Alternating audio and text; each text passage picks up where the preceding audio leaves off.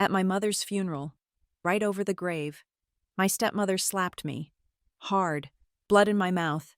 Everyone looked away. But one man, a stranger, kept watching from a few rows back. Half an hour later, as she got into her black SUV, he slipped a note onto her windshield. It said, "You haven't lost everything. Call me if you want to know what your mother prepared for you." My name is Eva Weaver. The sound of the final shovelful of dirt hitting the casket was the only honest thing I'd heard all day. Now, that sound was gone, replaced by the polite, muffled murmurs of people checking their watches and thinking about the lukewarm coffee waiting at the reception. The private burial was over. The performance, however, was not. Most of the mourners, released from their social obligation, had drifted back toward the line of dark cars parked on the cemetery's narrow asphalt lane. Their quiet chatter was a relief against the sharp November wind, which smelled of damp earth and rotting leaves. But I stayed.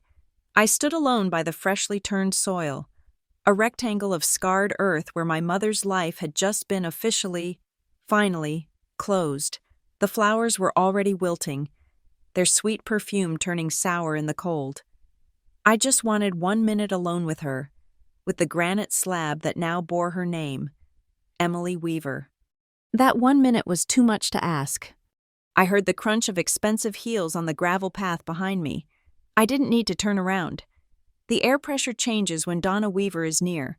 She stopped beside me, close enough that her perfume, something heavy and floral, suffocating, cut through the scent of the pines. "Such a devoted daughter," Donna said. Her voice was smooth, polished gravel, the kind she used for condolence calls and waitstaff. She was still clutching the enormous bouquet of white lilies she had made a show of placing on the casket during the service, a little prop to signal her role as the grieving widow's new, supportive partner. My father, Michael, was already back at the car. "Overcome." I kept my eyes on the grave. "Please, Donna, not today."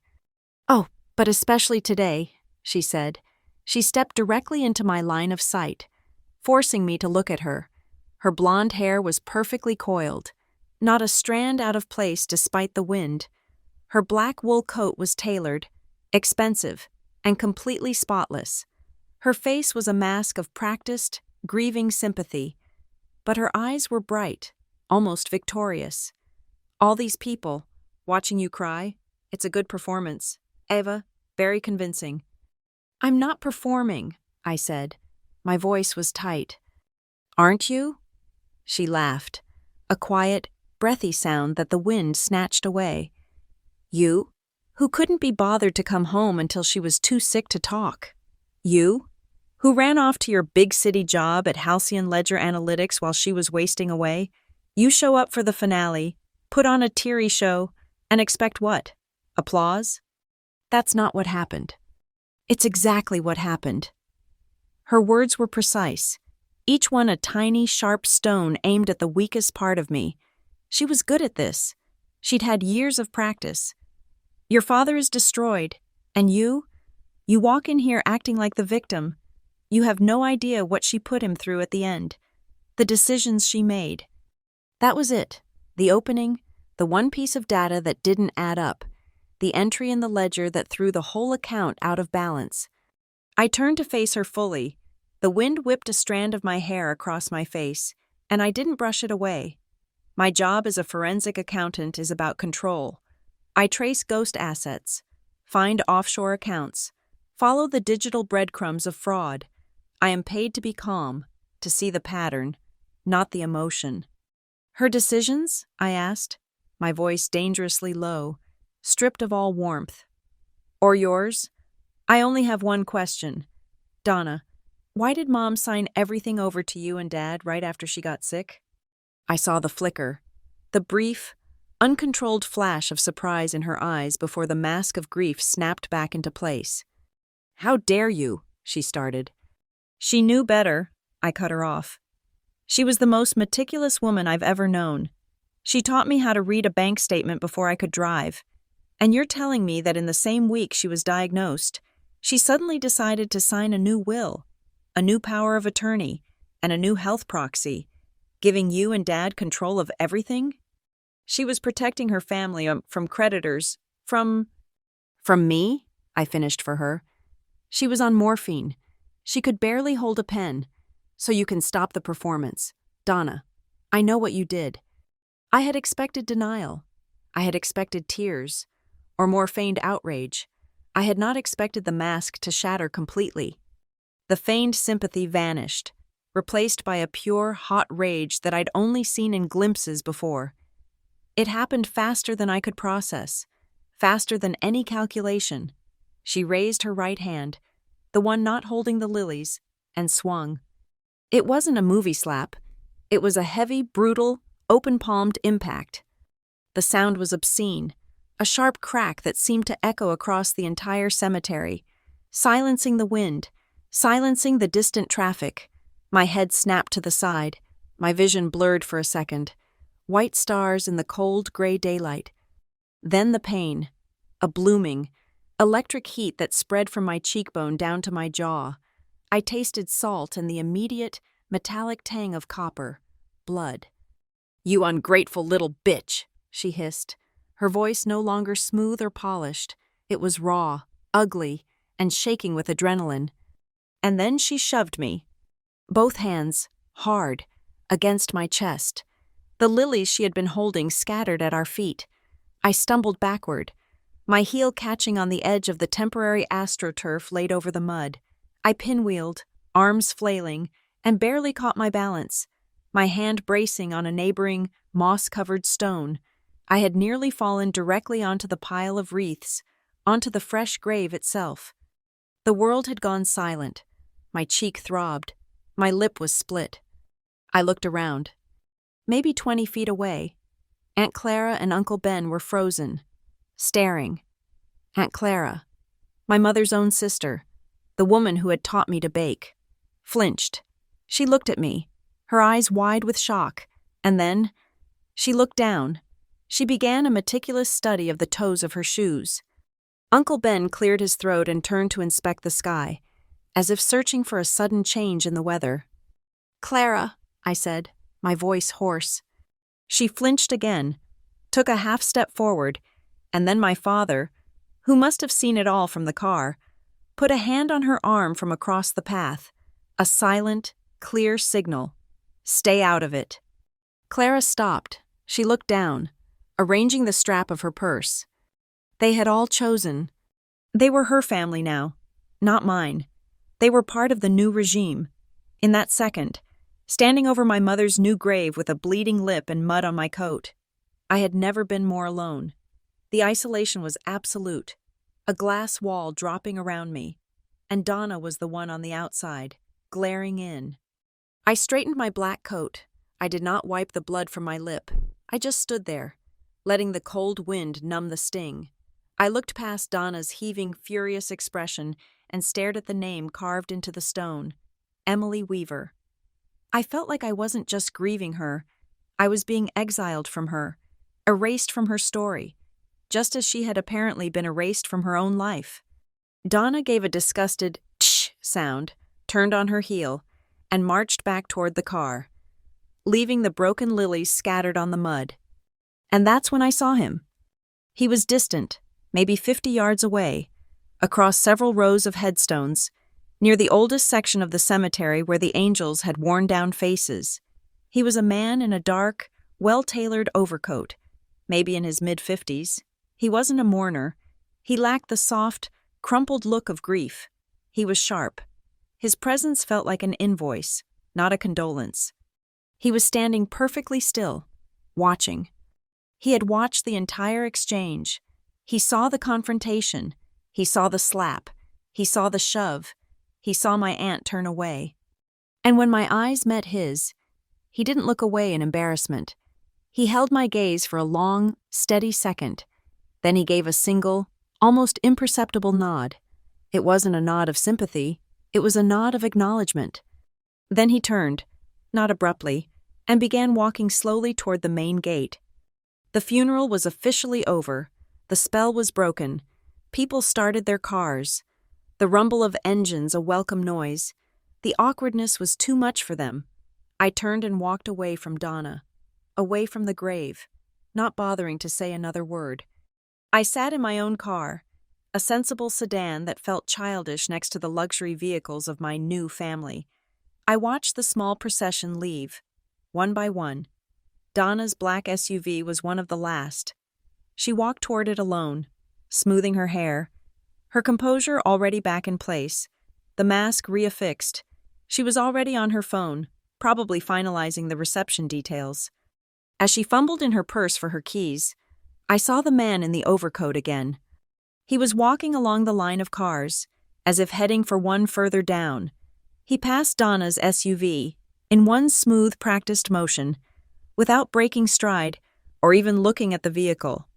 He reached out, slipped a small, folded white piece of paper under the driver's side windshield wiper, and just kept walking. He didn't look back. He disappeared around the corner of the stone mausoleum. Donna didn't see it. She was still digging in her purse, barking orders into her phone. I sat there, my cheek pulsing with a dull ache. My mind, the part of me that works at Halcyon, was already running scenarios. It was an anomaly, a piece of data that didn't fit the equation. That man had watched me get assaulted. He had watched my family abandon me. And his response was to leave a message for the assailant. It made no sense. It was illogical. Why put the note on Donna's car? What was it? A threat? A warning? A business card?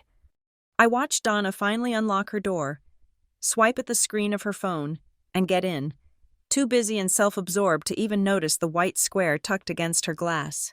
She started the engine and pulled away, the small piece of paper fluttering violently in the wind she created. I didn't know what the note said.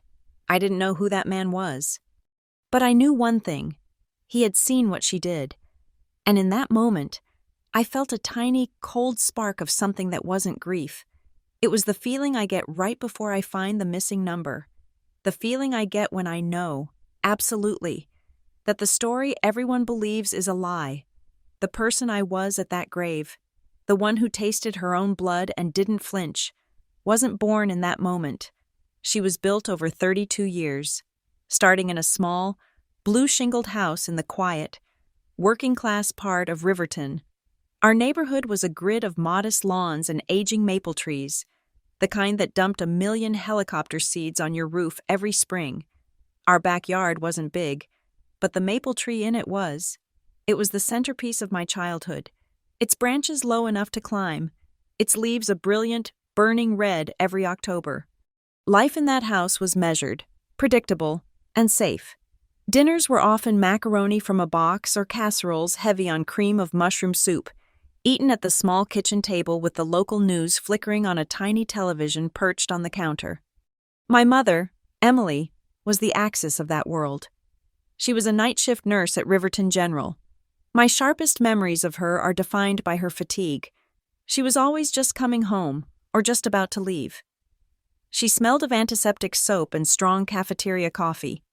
She'd come home at 7:30 in the morning, her blue scrubs rumpled, her face pale, eyes heavy-lidded, but she'd still make me oatmeal, asking about my spelling words or if I'd finished my math homework.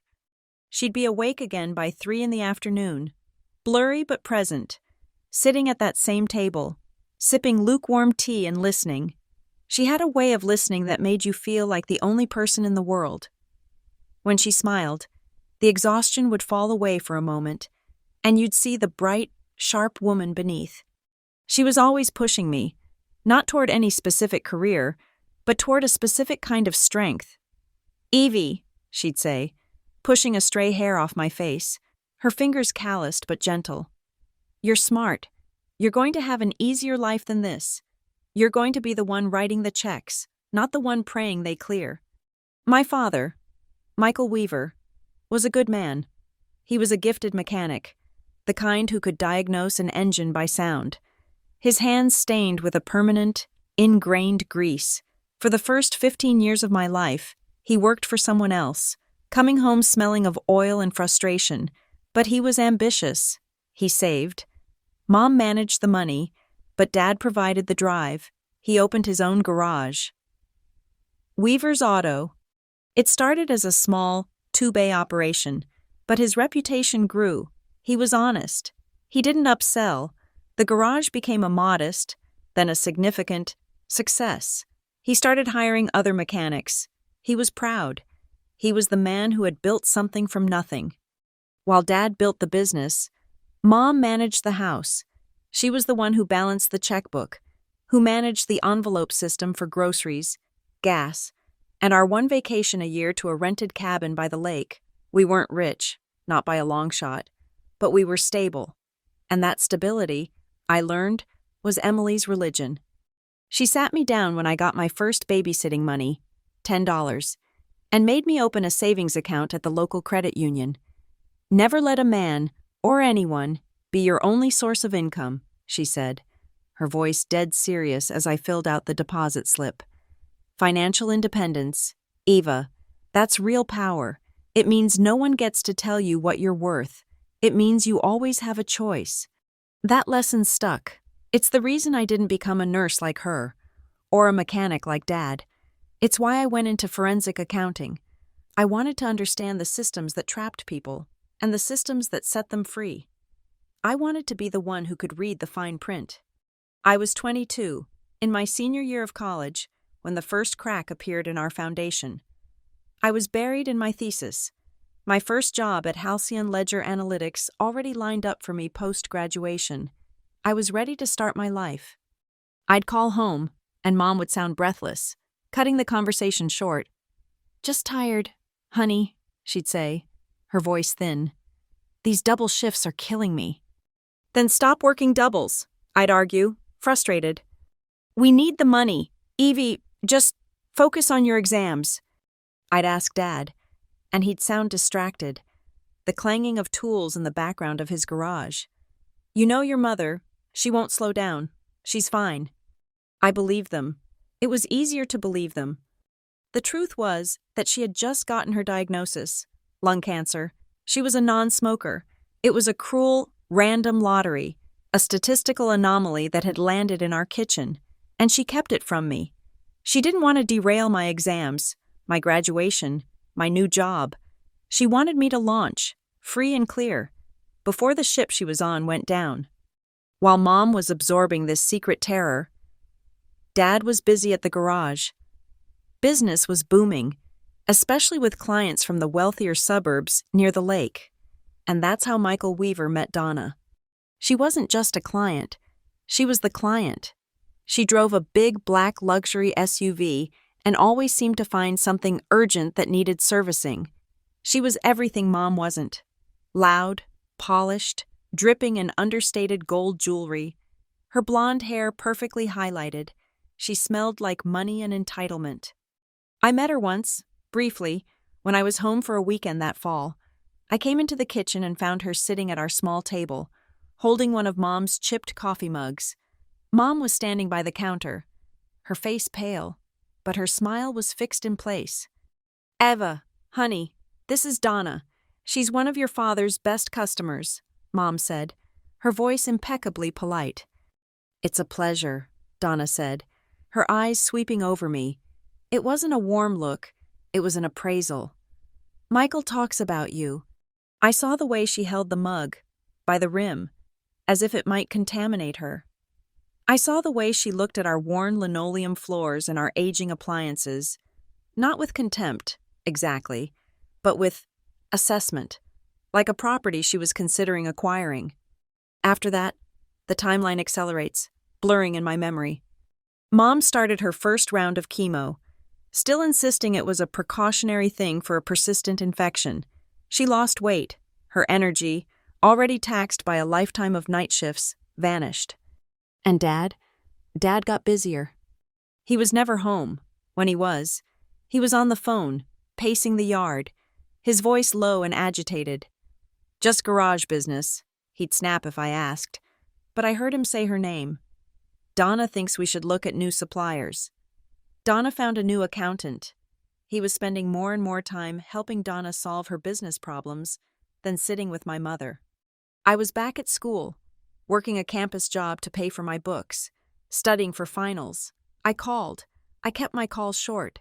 I told myself I was giving them space. that Mom needed her rest, that Dad was stressed about the business. I was 22, selfish, and scared. I didn't want to see what was right in front of me. I let myself believe the lie because the truth was too heavy. I was so focused on my own future that I missed the signs that my mother's was ending. The call came not from Dad, but from Aunt Clara. My mother had collapsed at home. She was in the hospital. She wasn't responding. By the time I drove the 2 hours back to Riverton, speeding, my hands shaking on the wheel, the secret was out. Stage 4. It was in her lungs, her lymph nodes, her bones. Months, maybe, the oncologist said, avoiding my eyes. It's very aggressive. My guilt was a physical weight, a stone in my stomach. I had missed it. I had been finishing a paper on tax fraud while my mother was dying. I practically lived in that hospital room for the first week. My father was a ghost. He wandered the hallways, incapable of making a simple decision. He sat by her bed, holding her hand, but he seemed absent, already defeated. He was broken. And into that vacuum of power stepped Donna. She didn't arrive with flowers. She arrived with a briefcase. She appeared at the nurse's station on the 3rd day, dressed in a sharp beige pantsuit, exuding an aura of crisp, executive authority. "I'm here to help Michael," she announced to the staff, and to me, as if I were one of them. "He's in no state to handle the logistics of this." And she did. She helped with the insurance forms. She helped navigate the hospital billing department. She spoke in a low, competent tone to the doctors, translating their medical jargon into simple choices for my father. "Michael, we need to decide on the next steps," she'd say, her hand on his arm, steering him into a private conference room. She was magnificent. She was a vulture in cashmere. She knew how to handle everything. She brought him coffee. She brought him neatly typed lists. She intercepted calls from the garage, and my father, lost in his grief and anticipatory fear, clung to her. He was relieved to hand over the burden. He let her handle the paperwork, the logistics, the decisions. He was becoming dependent on her, and I, paralyzed by my own guilt and grief, just watched it happen. I was in the room, holding my mother's hand while she slept her morphine-induced sleep, but I was no longer in the family. Donna was the one in charge, and she was just getting started. My mother was a nurse. She spent her life reading charts, checking vitals, and trusting data. She didn't believe in vague reassurances, and in her final week, the old Emily, the sharp, meticulous woman I knew, briefly broke through the morphine haze. It was one of those awful, fluorescent-lit nights in the ICU. Donna was in the cafeteria, making calls, and my father was asleep, slumped in the vinyl recliner, his face gray with exhaustion. The only sound was the rhythmic beep of the heart monitor. Suddenly her eyes were open, not wide, but focused. She was looking right at me. "Evie," she whispered. Her voice was a dry rasp. I shot up from my chair, grabbing the small pink sponge to wet her lips. "I'm here, Mom. I'm right here." She weakly pushed the sponge away. "No, listen." Her eyes held a flicker of the old, urgent intensity. I made some changes. Papers." "Changes? What papers? Mom, don't worry about that now." "No, you have to." Her breath hitched, and she closed her eyes for a moment, gathering strength. I made sure, to make sure, you wouldn't be left behind, if anything." "Mom, stop." Tears were welling up, hot and fast. "You stop," she insisted, her voice gaining a fractional paper-thin strength. "You listen. If anything happens, Evie, you trust the papers you can read with your own eyes. Do you hear me? Not what anyone tells you. The papers, with your own eyes." "Okay, Mom, I will. I promise. I'll read the papers." Good. She seemed to relax, her fingers loosening on the bed rail. Her eyes drifted to the small, beige-colored bedside cabinet. In the drawer. I opened it. Beneath a hospital-issued water carafe and a box of tissues, I saw a dark blue, almost navy, legal-sized envelope. It looked stiff, important. Before I could touch it, a nurse came in for the hourly check, and the moment was broken. My mother's eyes had slipped shut again. I closed the drawer, my heart hammering, the papers. She never woke up enough to have that conversation again. I came back the next morning after a sleepless, 3-hour attempt at rest on the waiting room sofa. Donna was already there, sitting by the bed, reading a magazine. My father was gone, presumably to the garage, to keep his mind busy. I checked the drawer. I checked it while Donna was in the restroom. I checked it again when the nurse came in. The dark blue envelope was gone. "Did you move anything from Mom's drawer?" I asked Donna, trying to keep my voice casual. She looked up from her magazine, her eyebrows raised in polite inquiry. "What? No. Honey, I've just been sitting here, making sure she's comfortable. The nurses probably tidied up." But I knew nurses didn't tidy up personal legal documents. I knew, with the same cold certainty I now get when a balance sheet is faked, that it had been taken. Emily Weaver died 2 days later. Quietly, in the pre-dawn stillness, the beep of the heart monitor simply stopped.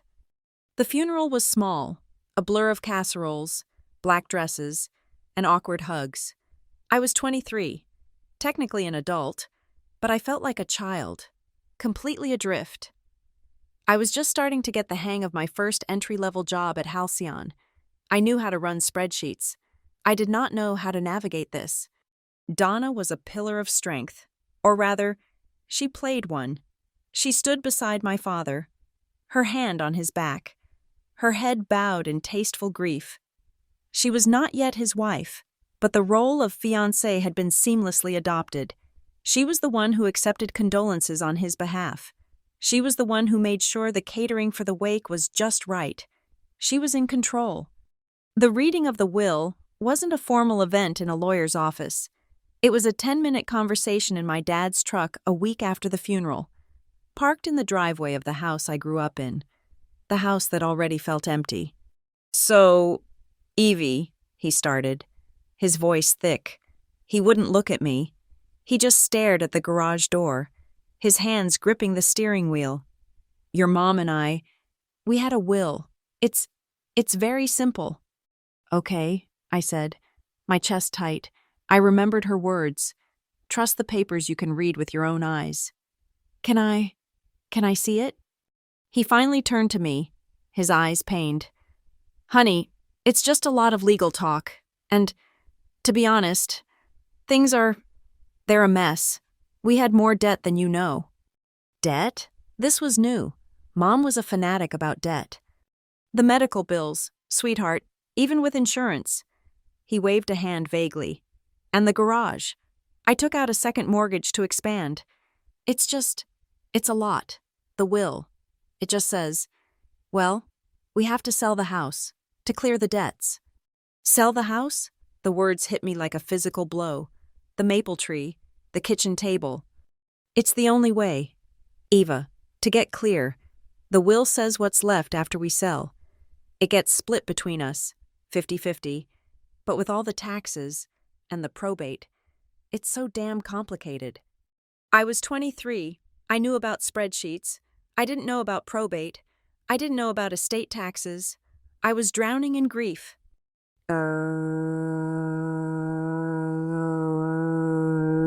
He continued, taking my silence as agreement.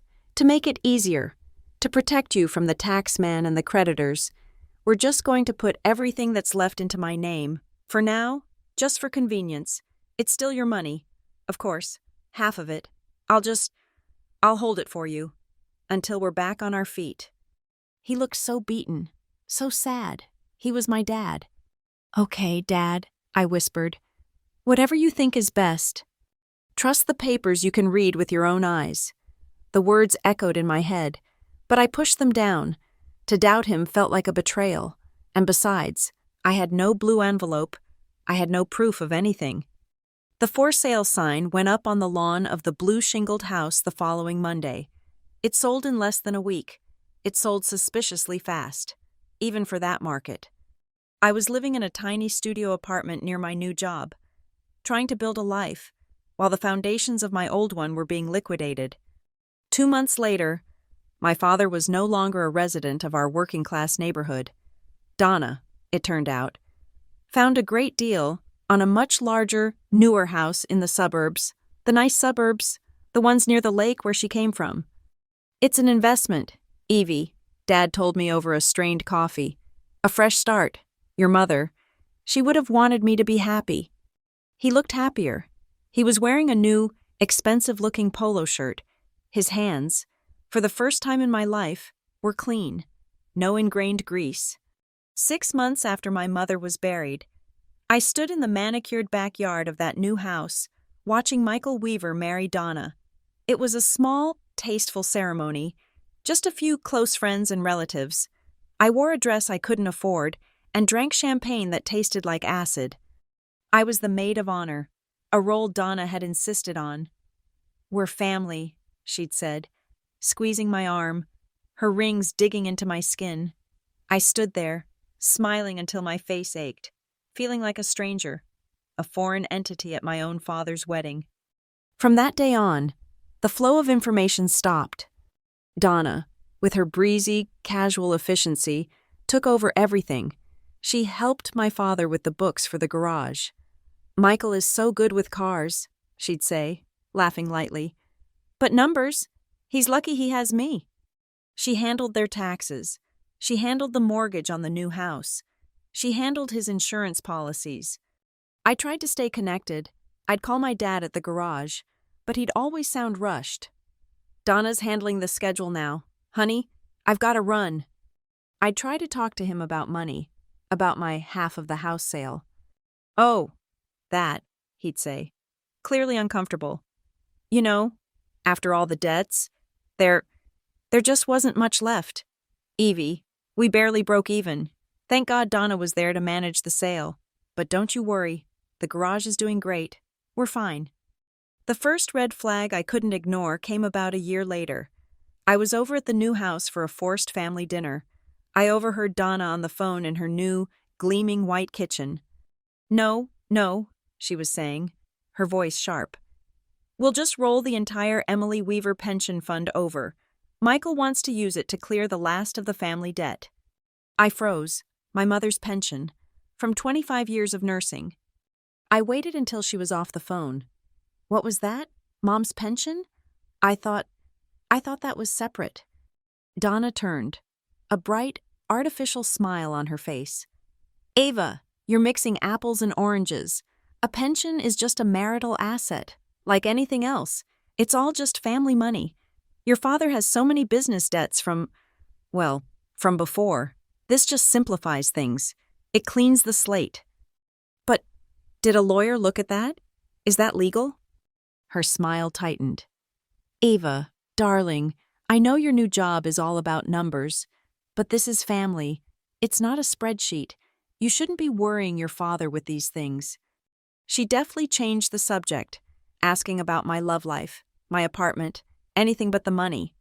When I tried to bring it up with my father later, he got angry. "My God, Ava, are you accusing me of something? Donna is saving this family. She's the only one who understands this complicated mess.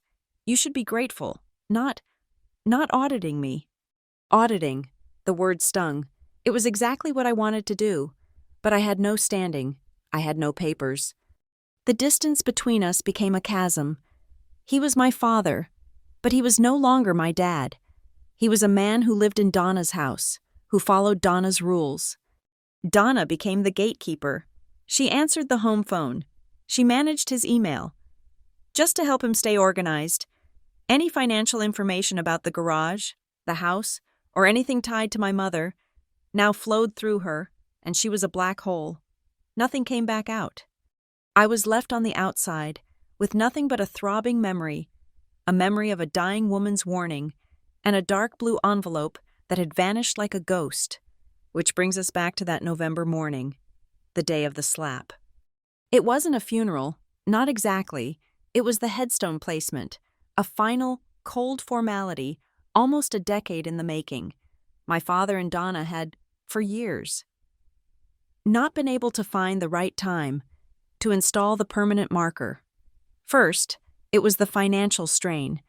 Then they were too busy with the new house. Then it was just too painful to revisit. The truth, I suspect, was that a simple, unadorned patch of grass was less problematic for Donna than a permanent monument to the woman she had replaced. But Aunt Clara, in a rare show of spine, had finally shamed them into it. So here we were, on a Tuesday morning, a small, cold cluster of people gathered at Riverton Memorial. I was not the same 23-year-old girl who had been steamrolled by grief and legalese. I was 32. I was a senior forensic accountant at Halcyon Ledger Analytics. I wasn't just good at my job. I was feared. I'm the person companies hire when a CFO has been living a double life. I find money that has been atomized and scattered across shell corporations. I can look at a stack of receipts and tell you not just what was bought, but why it was hidden. And for the last 6 months, I had been, quietly, auditing my own family. It started with a loose thread. My father had mentioned, offhand, that the garage's expansion had been a lifesaver. I'd done a simple public record search. The expansion loan wasn't just in his name. It was co-signed by Donna. But the property records for the garage, they were more complex.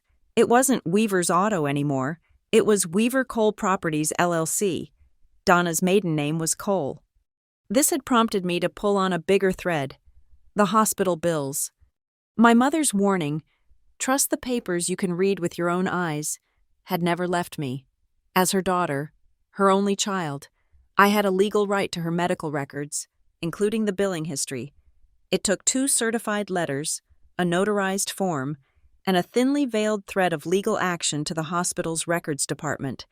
But they had finally sent them. A thick 9-inch by 12-inch envelope landed on my desk. I spent a full weekend with those files, a highlighter, and a fresh legal pad. I spread them out on my dining room floor, the same way I would with a corporate fraud case. The hospital had charged a fortune: the chemotherapy, the private room, the specialist consultations. The total was staggering, well into 6 figures. But as I traced the payment columns, the story my father had told me, we had to sell the house to pay the debt, began to unravel. The payments weren't made from a personal checking account. They were made, in large, consistent installments, by Provident Mutual Assurance. I remembered Provident Mutual. It was the name on the calendars Mom used to get in the mail. It was a small, local insurance firm. My mother, the meticulous, debt-averse nurse, had taken out a supplemental cancer policy on herself 15 years ago.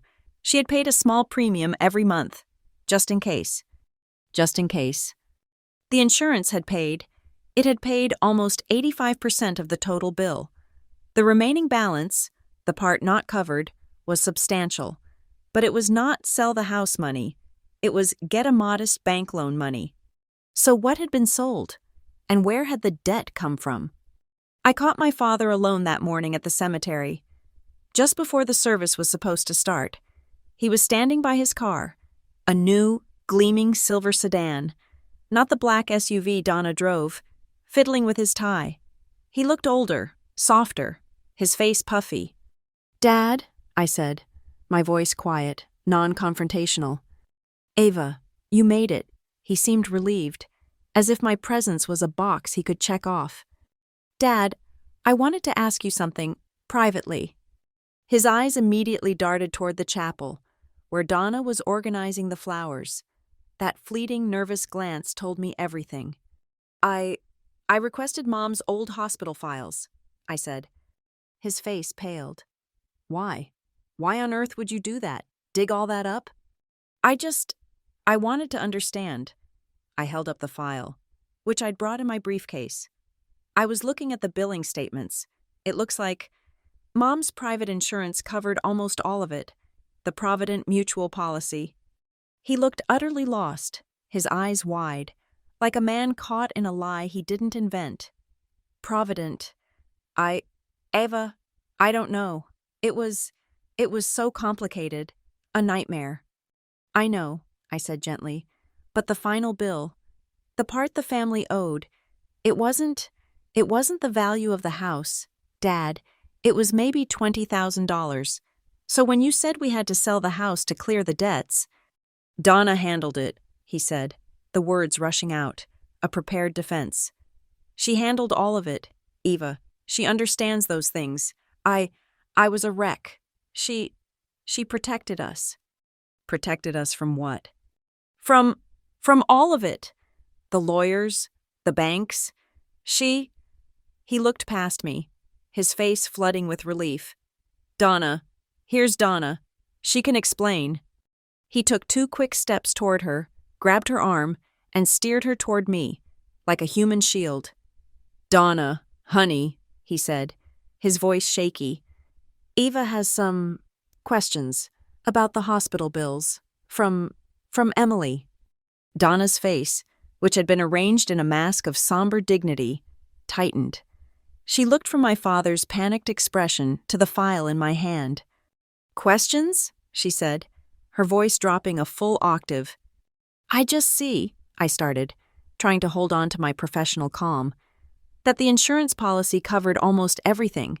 I'm just trying to understand what the debt was that meant we had to sell the house. You're trying to understand, Donna repeated. She stepped forward, forcing my father to take a step back. She was now between us. Or are you digging, Eva? Trying to find some way to… What?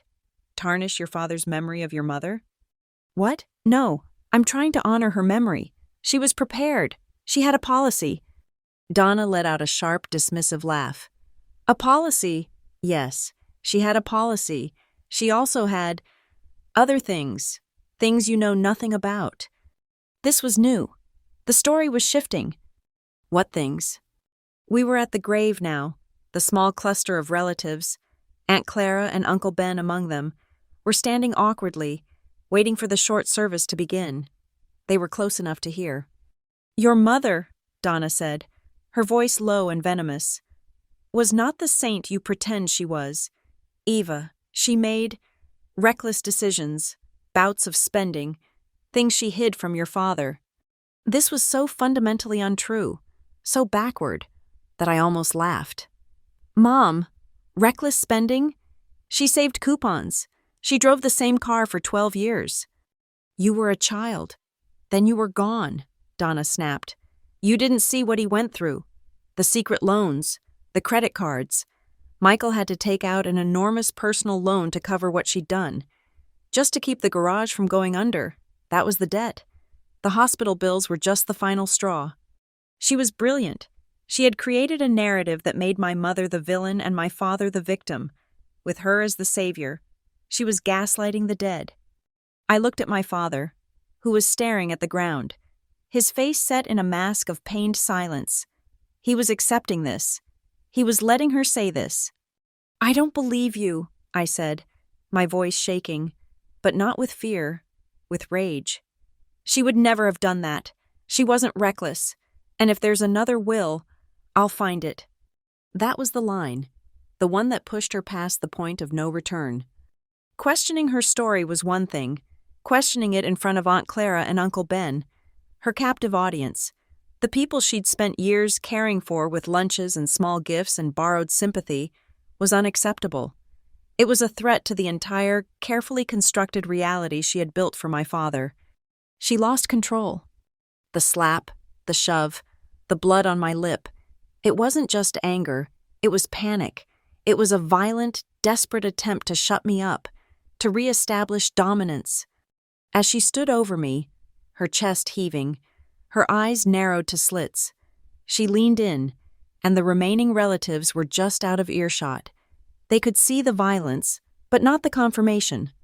You listen to me, she whispered, her voice a concentrated acid. You will stop.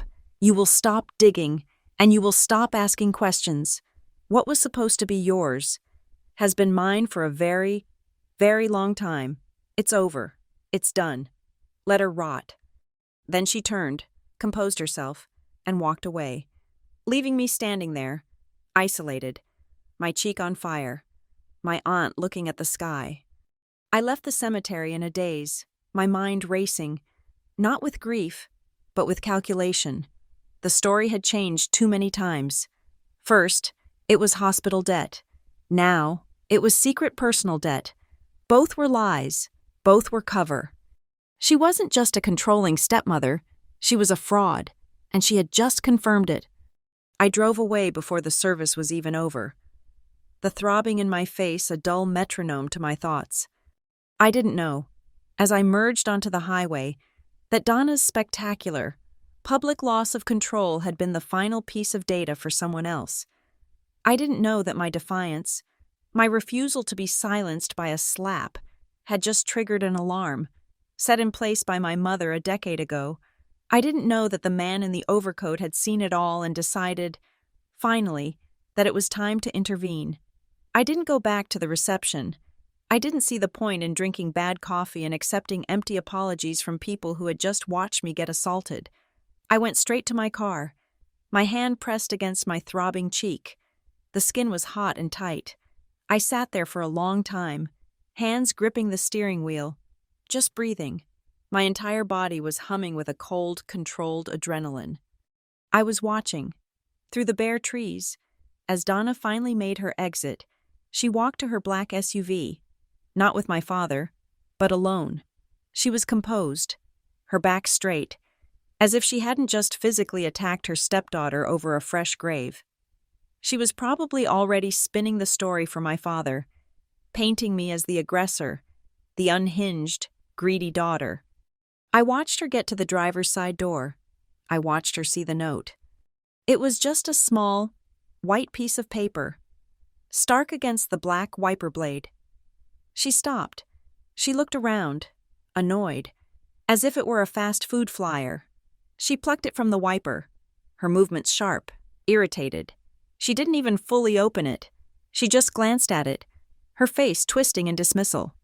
Then she did exactly what I would expect her to do. She crumpled it. She crushed it in her fist, pulled her keys, and got into the car, tossing the wadded-up paper onto the expensive leather of the passenger seat. She saw it as trash, an inconvenience.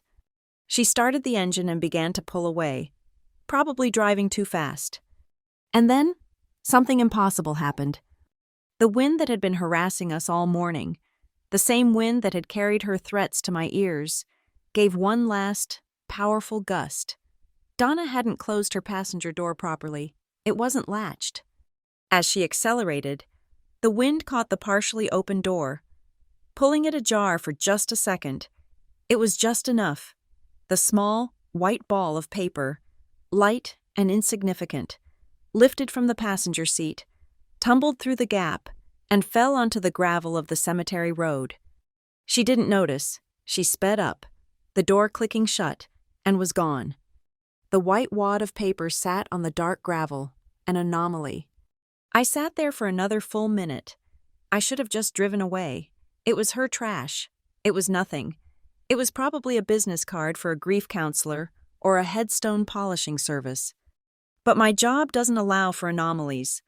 I'm paid to pull on the one thread that doesn't make sense. And a man who watches a crime, then leaves a note for the perpetrator, is a thread.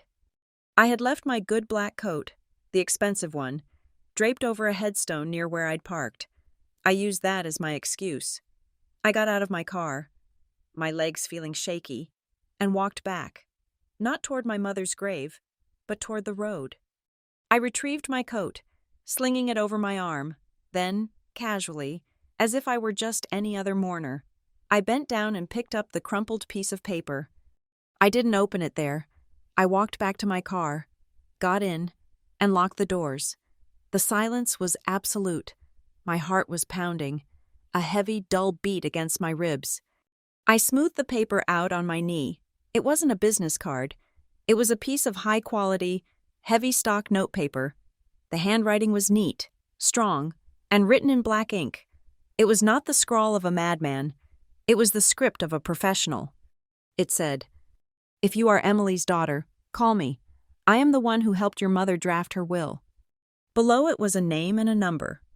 Ethan Cole, attorney at law. I read it once, then I read it again, then a third time. The world tilted. The sounds of the cemetery, the wind, the distant lawnmower, the traffic on the highway, faded into a dull roar. A will. Not the will, not the vague, hand-waving mess my father had described in his truck.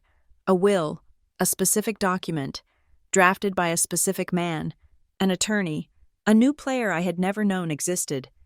And my mother's words from that hospital bed, the ones I had replayed 1,000 times, suddenly snapped into focus, sharp and clear. Trust the papers you can read with your own eyes. She wasn't just giving me a warning, she was giving me an instruction. She was telling me that papers existed. I drove home. I don't remember the drive. I was on autopilot. I parked in my assigned spot, went up to my cleaned, quiet apartment, and placed the small, wrinkled piece of paper in the exact center of my glass dining room table. It looked like a bomb. I stood there for an hour, just staring at it. I paced. I went from the window to the kitchen, got a glass of water I didn't drink, and went back to the window. My entire career, my entire identity, was built on a single, cold principle. Follow the money, trust the documents. Feelings were noise. Family narratives were bias. The paper trail was the only truth. And for 10 years, I had let my feelings, grief, guilt, a desperate love for the father I used to have, override my training. I had accepted a story, a verbal-only report from a compromised source, without demanding a single piece of evidence. This call was the end of that. If I made this call, I was no longer just Eva, the grieving daughter. I was Eva Weaver, the forensic accountant. I was officially, irrevocably, opening an investigation into my own family. I was making a conscious decision to treat my father and my stepmother as subjects in a fraud case. I thought about my mother. I thought about her, a nurse, meticulous, saving, planning for my future. I thought about her pension being rolled over. I thought about the blue-shingled house being sold for debts that my own research had just proven to be a lie. And I thought about the slap. The sting was still there, a physical reminder of Donna's confidence, her absolute certainty that she had won. What was supposed to be yours has been mine for a very, very long time. I picked up my phone. My hand was perfectly steady. I dialed the number. It rang 3 times. Ethan Cole. The voice was deep, steady, and exactly as I had pictured. No hello, no law office, just his name. Mr. Cole, I said, my own voice matching his, cool and professional. My name is Eva Weaver. I'm Emily Weaver's daughter. I believe you left a note at the cemetery today. There was a pause, not of surprise, but of consideration. Ms. Weaver, I did. I'm glad you were the one to find it. I was very sorry to see what happened this morning. Your mother, she would not have approved. So it was him, the man in the overcoat, the watcher. The note, I said, getting straight to the point, said you helped my mother with her will. That is correct, he said. Emily Weaver retained my services privately, approximately 6 weeks before her final admission to Riverton General. I am an estate and trust attorney.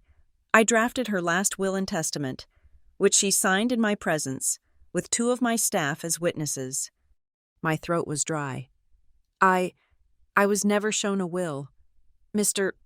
Cole, I was told that things were complicated, that my mother's affairs were left in significant debt, and the house had to be sold to cover it. The silence on the other end of the line was long. It was a heavy, damning silence. When he finally spoke, his voice was laced with a weary, professional anger. Ms. Weaver, what you were told, and what is contained in the fully executed, witnessed, and notarized document I have in a secure file in my office, are 2 very different and entirely irreconcilable things. The floor seemed to drop out from under me. It was true, all of it. The vague uneasiness, the missing envelope, the convenient lies. It was all real. Why are you telling me this now? I whispered, my professionalism cracking for just a second. Your mother was a very, very smart woman, he said. She was also realistic. She understood the people around her. When she hired me, she gave me a very specific set of instructions. Should certain individuals, attempt to override her wishes after she was gone. I was not the executor of her estate, so my legal standing to intervene was limited. I was, however, permitted to wait. I've been waiting for nearly 10 years for an interested party, namely you, to be in a position to formally question the probate record. I never knew where to start, I admitted, feeling a flush of shame. I know. That's why I was there today. I've made a habit of checking in on this case. When I saw the incident at the grave, I realized that the situation had escalated. I decided it was time to provide the push your mother had prepared for. He took a breath. There are things I cannot, and will not, say over a telephone. There are documents I will not send over email. This is not a conversation for the cloud. I need to see you in person. When? Tomorrow morning, 10 o'clock. My office. I assume you can find the address in the old district. I'll be there, I said. Good, Ms. Weaver. I will see you then. And I'm sorry for your loss, the original one, and the one you've been living with ever since. He hung up. I stood in my silent apartment. The note was no longer an anomaly. It was a key. For 10 years, I had been locked out of my own life, my own inheritance, my own mother's story. And Ethan Cole, the man in the overcoat, the ghost my mother had hired, was about to open the door. I knew, with a terrifying, exhilarating certainty, that when I walked into his office tomorrow, I wasn't just going to get answers. I was going to get a weapon. Ethan Cole's office was not in one of the new glass and steel towers that were popping up on the north side of the lake. It was in the old downtown district, in a building made of dark red brick, with a heavy oak door that announced his name in small, gold-leaf letters, the kind of building that smelled of floor wax, old paper, and a faint hint of pipe tobacco. The office itself was lined floor to ceiling with books, not just law books, but history, philosophy, and local Riverton archives. It was the office of a man who dealt in facts, in precedents, in things that had already happened. It was quiet, solid, and serious. Ethan Cole stood as I entered. He was exactly as I'd seen him at the cemetery, late 50s, graying at the temples, wearing a perfectly pressed suit that was conservative but expensive. He looked more like an old-money banker than a small-town lawyer. Ms. Weaver, thank you for coming, he said, gesturing not to the large desk, but to 2 leather armchairs near the window. Coffee? No, thank you, I said, sitting on the edge of the seat. My own professional mask was firmly in place. You said you have the will. He nodded, appreciating my directness. He walked to a large, black, old-fashioned safe in the corner of the room, the kind with a spinning combination dial. He worked the dial. The soft thunk, thunk, thunk of the tumblers, the only sound in the room. He pulled the heavy door open and retrieved a single, thick envelope. It was dark blue, the exact one I had seen in my mother's hospital drawer. My breath caught. I had thought about that envelope for 10 years, wondered if I had imagined it, if it was a false memory created by grief. It was real. He placed it on the small table between us. It was addressed, in my mother's own precise, clear handwriting, to Eva Weaver, to be opened by my daughter, and only her. I have respected that, Ethan said, his voice quiet. Legally, as the document's custodian, I had to review it, but its physical contents, I was instructed to give them to you when the time was right.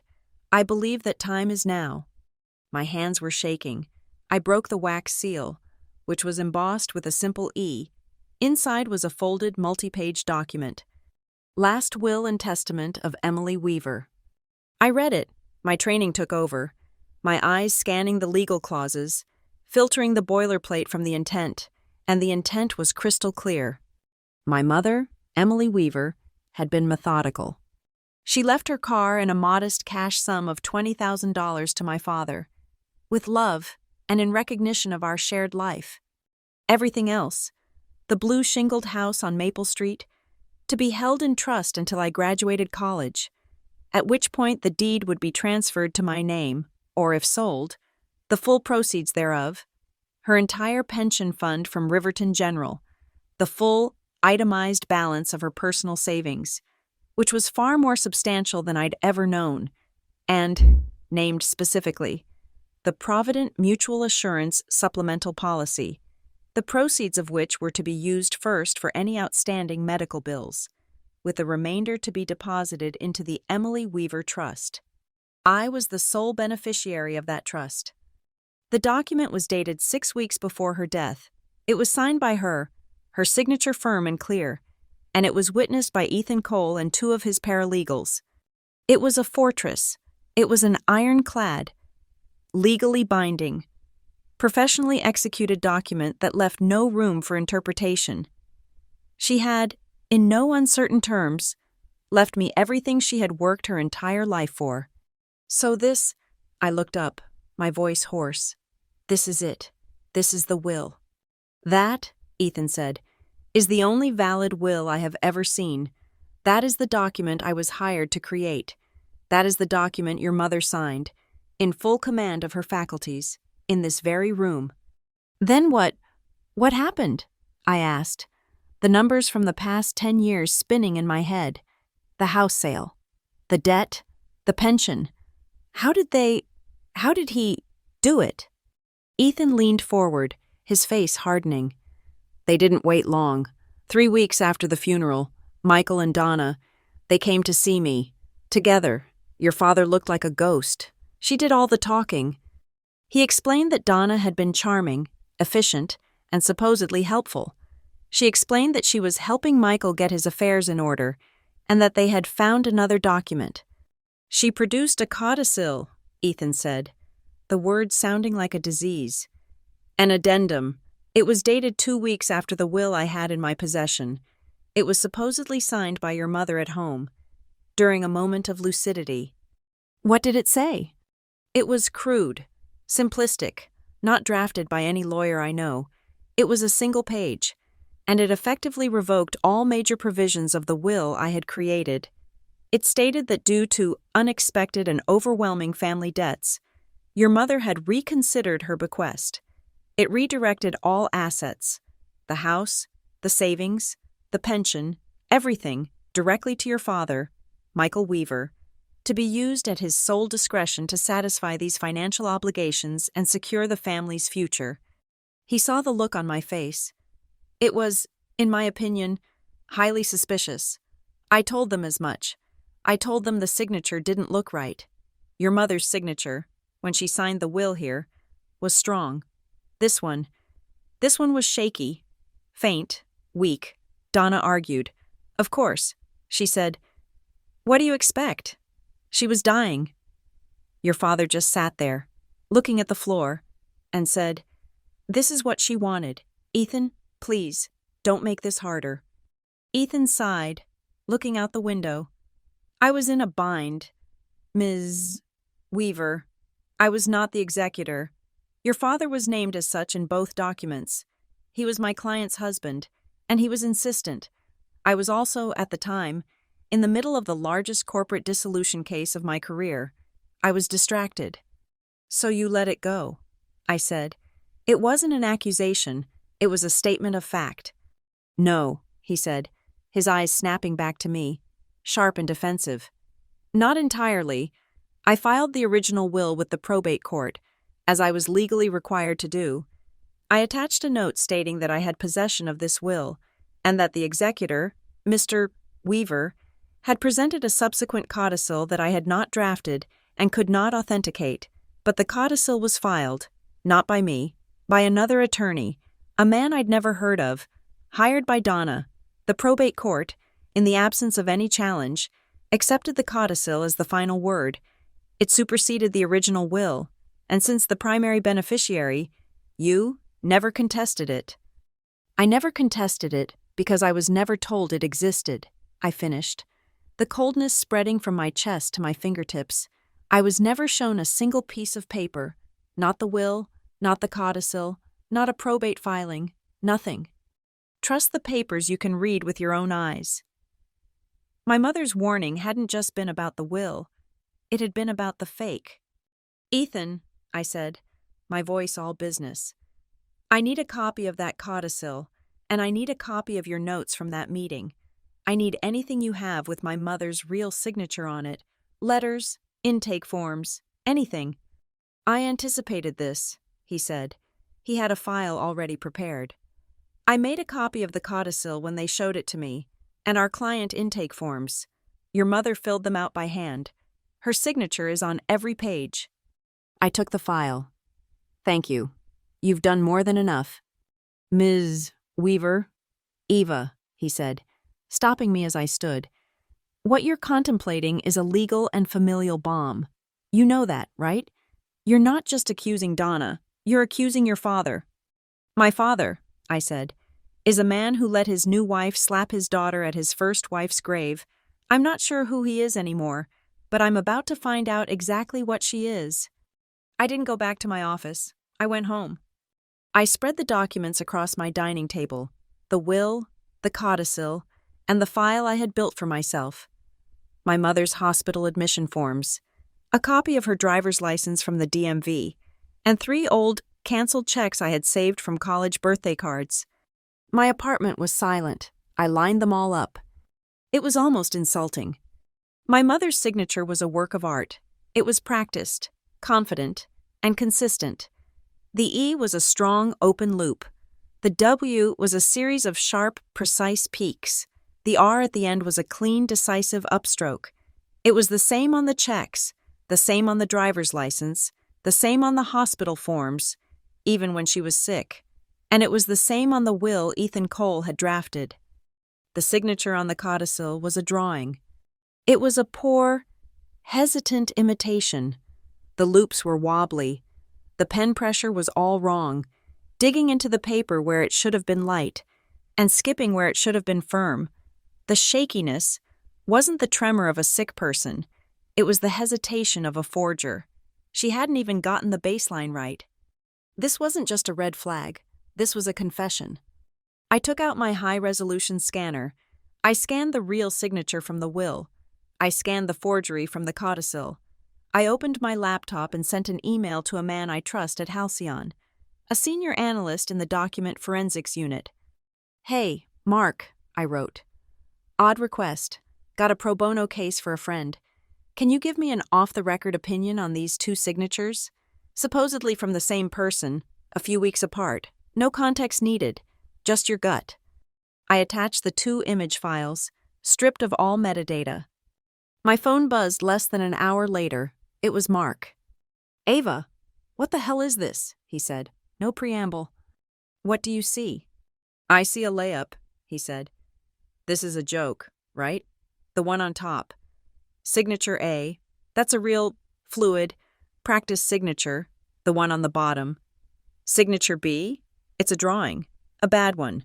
Look at the pen lifts, the baseline hesitation, the way the E is formed. It's a textbook forgery, not even high level. I'd testify to that in court without blinking. Who did your friend get ripped off by? That's all I needed. Mark, thank you. I owe you. I hung up the phone. I stood in my quiet apartment, looking at the 2 pieces of paper, the one that gave me a future, and the one that stole it. This wasn't a family squabble anymore. This wasn't a matter of opinion or hurt feelings. This was a felony. Donna hadn't just influenced my father.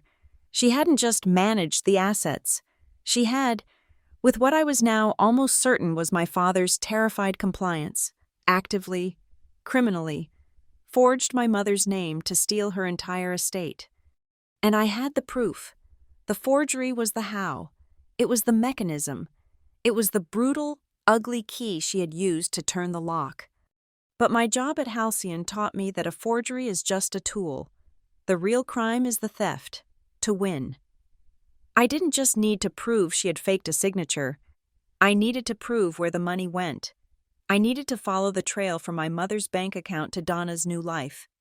For this, I didn't need a lawyer, not yet. I needed the records. I went home and pulled out the dusty accordion file labeled Personal, in the back. I still had the packet from the sale of the blue shingled house, the closing documents. I had been 23 when I signed them, my hand moving on autopilot, my eyes blurred with grief. I hadn't read a single line. I just signed where my father's finger pointed. Now I read them. I read them as a forensic accountant. I spread the closing statement on my table. The sale price, $275,000. I saw the deductions, the realtor's 6% commission, the title fees, the property tax adjustments. I saw the payoff of the original, small mortgage, a number I remembered from my childhood, $30,000. And then, at the bottom, the final, critical line, net proceeds to seller, estate of Emily Weaver, $240,000.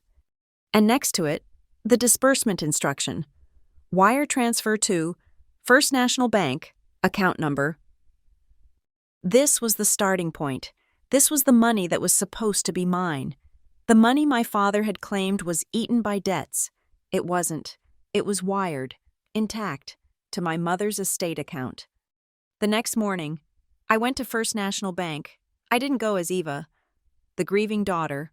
I went as Eva Weaver, beneficiary, armed with my ID, my mother's death certificate, and the original, ironclad will provided by Ethan Cole. I sat with a bewildered, middle-aged branch manager. "I understand this is an unusual request," I said, my voice calm and low. "I am the primary beneficiary of the original will of Emily Weaver. I have reason to believe the executor, my father, was under duress, and that the estate was not handled according to my mother's wishes. I need to see the final statement of that estate account." He was hesitant, citing privacy. I slid Ethan's letterhead across the desk. "My attorney is prepared to subpoena these records, but I was hoping to resolve this quietly." The word attorney changed the air. He disappeared for 20 minutes. He returned, his face pale, holding a single, printed statement. He said nothing, just pushed it toward me. It was all there, a single page that told the entire story. The account was opened on the day of her death. One deposit, $240,000, from the house sale, and one withdrawal. One single, massive withdrawal.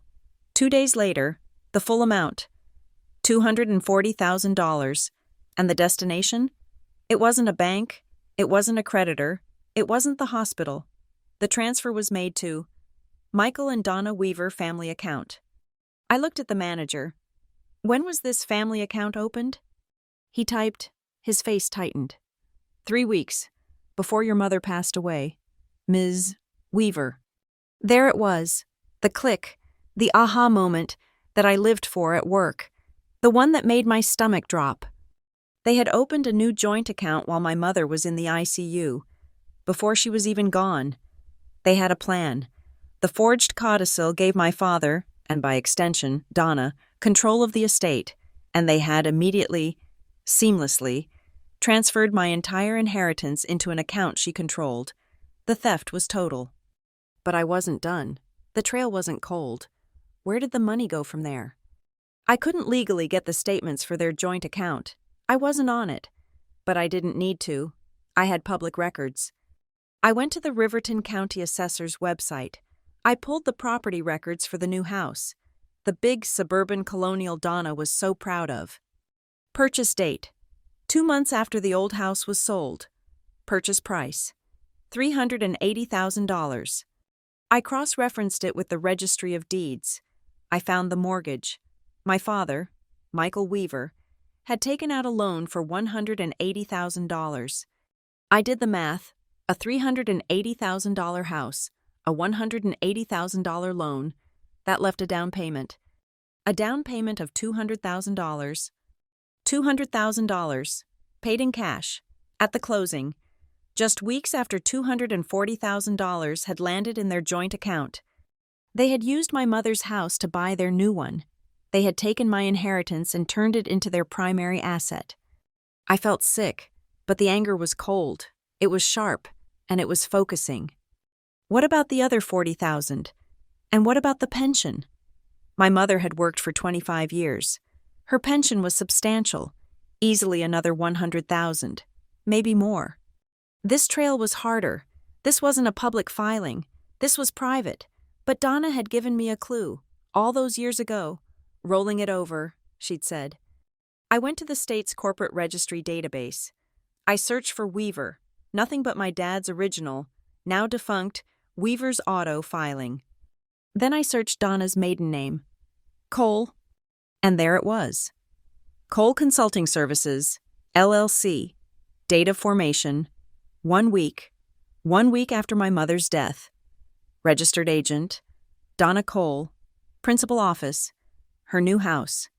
It was a shell corporation, a classic, textbook move, a single-member LLC designed to do one thing, wash money. I couldn't see its bank records, but I didn't need to.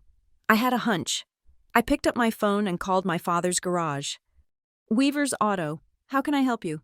A young voice answered. Hi, I said, altering my voice slightly. I'm a new supplier. I just need to get your accounts payable information for invoicing. Oh, the girl said brightly. For any billing, you have to go through Cole Consulting. They handle all our financials. Let me get you their number. I hung up. My hands were trembling. She had done it. She had forged the will. She had seized the estate money to buy her house. And then, she had created a shell company to siphon the ongoing profits from my father's own garage. And I was certain, my mother's rolled-over pension, into an account that was in her name, and her name alone. The story about the debt wasn't just a lie. It was the cover. I went back to the hospital file. The Provident Mutual policy. As I'd thought, it had covered almost 90% of the bills. The total bill was staggering, over $300,000, but the insurance had paid almost all of it. The final, outstanding balance was just under $30,000. But then I saw it, a line item I had missed. The policy wasn't just a cancer policy, it had a small attached life insurance benefit, a standard rider. The payout upon death, $50,000. The hospital debt was $30,000. The life insurance payout was $50,000. When my mother died, her estate didn't owe money. Her estate had a surplus of $20,000. The crushing debt that Donna had used to justify stealing my life savings was a complete, total, and utter fabrication. She hadn't just stolen from me. She had stolen from my father, too, bleeding his own business dry while he let her. I took my neat, cross-referenced file to Ethan Cole's office. I laid it all out on his desk. The original will, the forged codicil, the hospital billing summary showing the surplus, the estate bank statement showing the transfer, the property records for the new house, showing the cash down payment, the LLC filing for Cole Consulting. He read it all in silence. He didn't interrupt. He just read, his face growing grimmer with every page. When he was done, he sat back and steepled his fingers, looking at me with a new, profound respect and fear. Eva, he said, his voice heavy, this is meticulous. This is not a probate challenge anymore. This is a criminal RICO case. This is wire fraud, mail fraud, forgery, and systematic theft. You have her, dead to rights. So we file, I said. Yes, we can file. He paused. But you need to understand, to a legal certainty, what happens next. The moment we file this, I'm required to notify the district attorney. This is beyond civil court. Good. She deserves it. She does, Ethan agreed. But Eva, your father, he's on the joint account. He signed the mortgage. He is the owner of the garage that's paying the shell company. The DA won't see him as a victim. He'll see him as a co-conspirator. The air went out of my lungs. He wouldn't go to jail, would he? It's a very real, very distinct possibility. He was either criminally negligent or actively complicit. In the eyes of the law, they often look the same. This was the thing I hadn't let myself calculate. I had been so focused on Donna, the predator. But my father, he was the enabler, the weak lion who had let the hyena into the den, hoping she wouldn't eat him. I sat there, the documents blurring. Betray my father, or let my mother's memory be completely, finally erased? Then I heard her voice, as clear as if she were in the room. Trust the papers you can read with your own eyes. She hadn't just trusted the papers, she had trusted me. She had trusted me to be strong enough to read them, to understand them, and to act. She knew my father was weak. She had built this fortress for me, and Donna had used his weakness to tear it down. My duty wasn't to him, it was to my mother. But I wouldn't be Donna. I wouldn't use a legal document like a blunt instrument. I would use it like a scalpel. Okay, I said, a new plan forming, cold and sharp. Here's what we do. You were right. This is a bomb, and I don't want to set it off in a courtroom. Not first. What are you proposing? We follow a two-pronged strategy, I said, the words coming fast, my professional self fully in charge. Prong 1. You do exactly what you just said. You prepare the nuclear option. You draft the petition to the court to invalidate the codicil. You draft the fraud complaint. You assemble every piece of evidence, every bank statement, every filing, into a package ready to be filed with the court and hand-delivered to the DA. We make the bomb. We make it perfect. But we do not light the fuse. And prong 2? Ethan asked, leaning forward. Prong 2 is psychological. I looked at him. Donna thinks she won. She thinks I'm a grieving, emotional girl she can push around. She has no idea who I am. I need a stage. I need to get her, my father, and the key family members, the ones who watched me get slapped, into a single room. I need her to feel powerful and safe, and then I need to show them all exactly what she is. How do you get them all in a room? Ethan asked. After what happened, she'll never agree to see you. Oh, yes she will, I said, a cold, thin smile touching my lips. She will, because she's an attacker, and right now, she feels guilty, not for hitting me, but for showing everyone her true face. She'll be desperate to fix her image, to regain control of the narrative. I stood up. She gave me the perfect excuse when she slapped me. I'm going to go to her, full of forgiveness. I'm going to ask for a family meeting, a reconciliation, and she won't be able to resist the opportunity to play the gracious, forgiving matriarch, welcoming the problem child back into the fold. Ethan nodded slowly. Seeing it, you're going to set your own trap. She built her entire life on a lie, I said, gathering my files. I'm just going to give her a stage big enough to tell it one last time, and this time, I'll be there to audit the performance. I sent the text on a Tuesday. I let her marinate in the silence for 2 full days after the cemetery. I sent it to her and my father in a group message, my fingers feeling cold and precise on the glass screen. I have been doing a lot of thinking. What happened at the cemetery was awful. I think we all said things we regret in the heat of the moment. I don't want to leave things like this between us. I'd like to come over. Perhaps this Sunday, just to talk. Maybe we could even do a small, private memorial for Mom. Just the family. A real one. A peaceful one. I hit send, then I immediately opened a separate message, just to my father. Dad, I feel terrible. I think I really upset Donna, and I know I upset you. I've been looking at some of Mom's old papers, and I'm starting to realize I had no idea the kind of pressure you were under, the debts Donna mentioned. I want to understand. I'm not angry. I just want to understand what you went through. I had cast both lures. The group text offered Donna a stage to perform her magnanimity. The private one offered my father the emotional validation he craved. The reply came, as I knew it would, from Donna's phone, but addressed to the group. Eva, that is a very mature and generous offer. Of course, Michael and I would love that.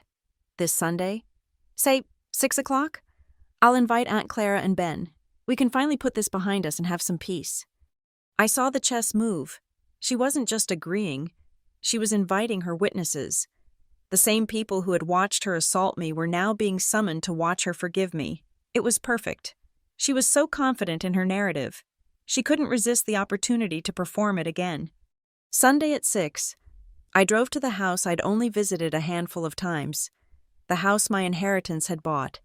It was in one of those sprawling suburban developments where all the lawns were a perfect, chemically enhanced green. From the curb, it was immaculate, beige stone, a 3-car garage, professionally pruned landscaping. Donna opened the door before I could ring the bell. She was beaming. "Eva, darling," she said, pulling me into a cold, papery hug.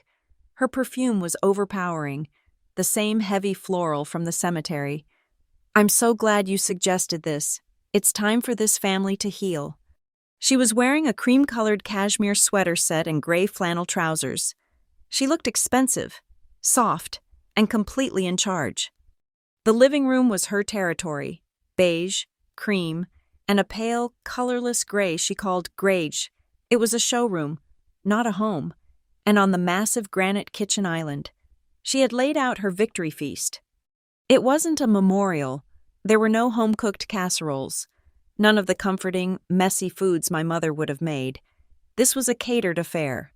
Silver trays of shrimp cocktail, a gleaming sushi platter, tiny, perfect pastries, and a bottle of white wine, a very expensive one, breathing in a crystal decanter. This was a celebration. This was a display of the lifestyle she had acquired. Aunt Clara and Uncle Ben were already there, sitting stiffly on a beige sofa. They looked nervous, like they were attending a parole hearing. They hugged me, their grips quick and weak, their eyes darting to Donna to make sure they were performing their roles correctly. "So good to see you, Eva," Aunt Clara murmured, not quite meeting my eye. My father was by the fireplace, fiddling with a log, avoiding all of it. He gave me a weak, grateful smile. He thought this was for him. He thought, thanks to my private text, that this was his chance to be understood, to be unburdened. He had no idea what he was about to be unburdened of. "Please, everyone, get a plate," Donna said, gesturing expansively. "Let's just be a family." We ate, or rather, they ate. I moved a piece of shrimp around my plate. The tension in the room was thick, but Donna was buoyant, telling a long, pointless story about a problem with her new landscaping service. Finally, I set my plate down. "Donna, thank you for this, for having us. I brought something." I reached into my bag and pulled out a small silver USB drive. "I hope you don't mind," I said, my voice quiet, almost shy. "For Mom's memorial, I digitized some of the old albums." "Oh, Eva," Donna said, her voice dripping with pitying kindness. "How lovely." She gestured to the massive flat-screen television mounted over her perfect, clean fireplace. "Of course, plug it in." I did. I clicked the single file on the screen. The room went dark, and the screen lit up. The first photo was Emily Weaver, age 23, in her crisp, white nursing graduation cap. Her smile was enormous, her eyes bright, her whole life ahead of her. Aunt Clara made a small, sniffling sound. The next photo, her and my father, young, leaning against his first tow truck, both of them covered in grease and laughing hysterically. The next, me, maybe 6 years old, sitting on her lap under the big maple tree in the backyard of the blue-shingled house. I let it play. There was no music, just the images, photo after photo, my mother baking in our old kitchen, her holding my hand on the first day of school, her at my college graduation, her face thin, her skin pale, sicker than I had realized. But her eyes, fixed on me, were blazing with a pride that hurt to look at. The room was heavy with her presence. Aunt Clara was openly crying now, dabbing her eyes with one of Donna's linen napkins. Uncle Ben was staring at the screen, his mouth a hard, grim line. Even my father had stopped moving. He was just watching, his face slack, seeing the woman he had actually loved, not the financial burden Donna had invented. Donna's smile was frozen. This was not her narrative. This was an invasion. Emily was the star, right here in Donna's living room, and she was stealing the show. The slideshow ended, clicking back to a blank, black screen. The silence in the room was profound, thick with memory and unspoken words. "She really was something," Uncle Ben said, his voice rough. "She was," I agreed softly. I kept my eyes on the blank screen. She was always thinking ahead, always planning. She was the most careful person I ever knew. She never left anything to chance. I turned my gaze from the television, letting it rest on each of them. She always told me, "Never be a burden, Ava, always be prepared." She was so meticulous. She even arranged all her papers, right near the end. She did it just so that none of us would have to worry about money or fight over things after she was gone. That was the line. I saw it hit. Donna, who had been lifting her wine glass, stopped midair. Her smile didn't fade, but it became brittle, like a coat of paint on rotting wood. My father just looked confused. "That's why I was so confused, Dad," I said, turning to him, my voice still full of that gentle, loving curiosity I had feigned in my text. "Because of what you told me about all those debts, it didn't sound like her." "Eva," Donna started, her voice a low, smooth warning. "I really don't think this is the time." "No, it's okay," I said, holding up a hand, as if to reassure her. "I'm not angry, I promise. I'm just trying to understand. Like I said in my text, Dad." I reached into the same bag I had pulled the USB drive from. I pulled out a thick 9x12 envelope and placed it on the glass coffee table, right next to the tray of untouched sushi. It made a solid, heavy sound. "Because I found this," I said. "I found the will Mom wrote, the one she signed, before she got too sick." My father stared at the envelope as if it were a snake. I don't... Ava, what are you doing?" "I'm just reading Mom's words. Dad," I said, my voice impossibly gentle. "Why would that be a problem?" Before Donna could move, I pulled the stapled pages from the envelope. "This," I said, my voice rising just enough to command the room, "is a certified copy of the last will and testament of Emily Weaver, filed with the Riverton Probate Court. The one she had professionally drafted by her attorney. I brought copies for everyone, just so we're all on the same page." "Eva, this is an ambush!" Donna was on her feet now, her face flushing a dark, ugly red beneath her expensive makeup. "This is inappropriate. Michael, she is ambushing us." "I'm just reading, Donna," I said. "It's just paper." I didn't wait. I began to read, my voice clear and steady, cutting through the heavy, perfumed air. "I, Emily Weaver, being of sound mind and body, do hereby bequeath my 2004 Toyota Camry and the sum of $20,000 to my husband, Michael Weaver, with love and in recognition of our shared life." I paused, letting that sink in. "And then," I continued, "Article 4. I bequeath my primary residence, located at 121 Maple Street, Riverton, and the full balance of my pension fund from Riverton General Hospital, and all personal savings accounts, to my daughter, Ava Weaver, to be held in trust until her graduation from college, at which time she shall assume full control." I looked up, meeting my father's horrified gaze. "And this part, Dad, this part was for you.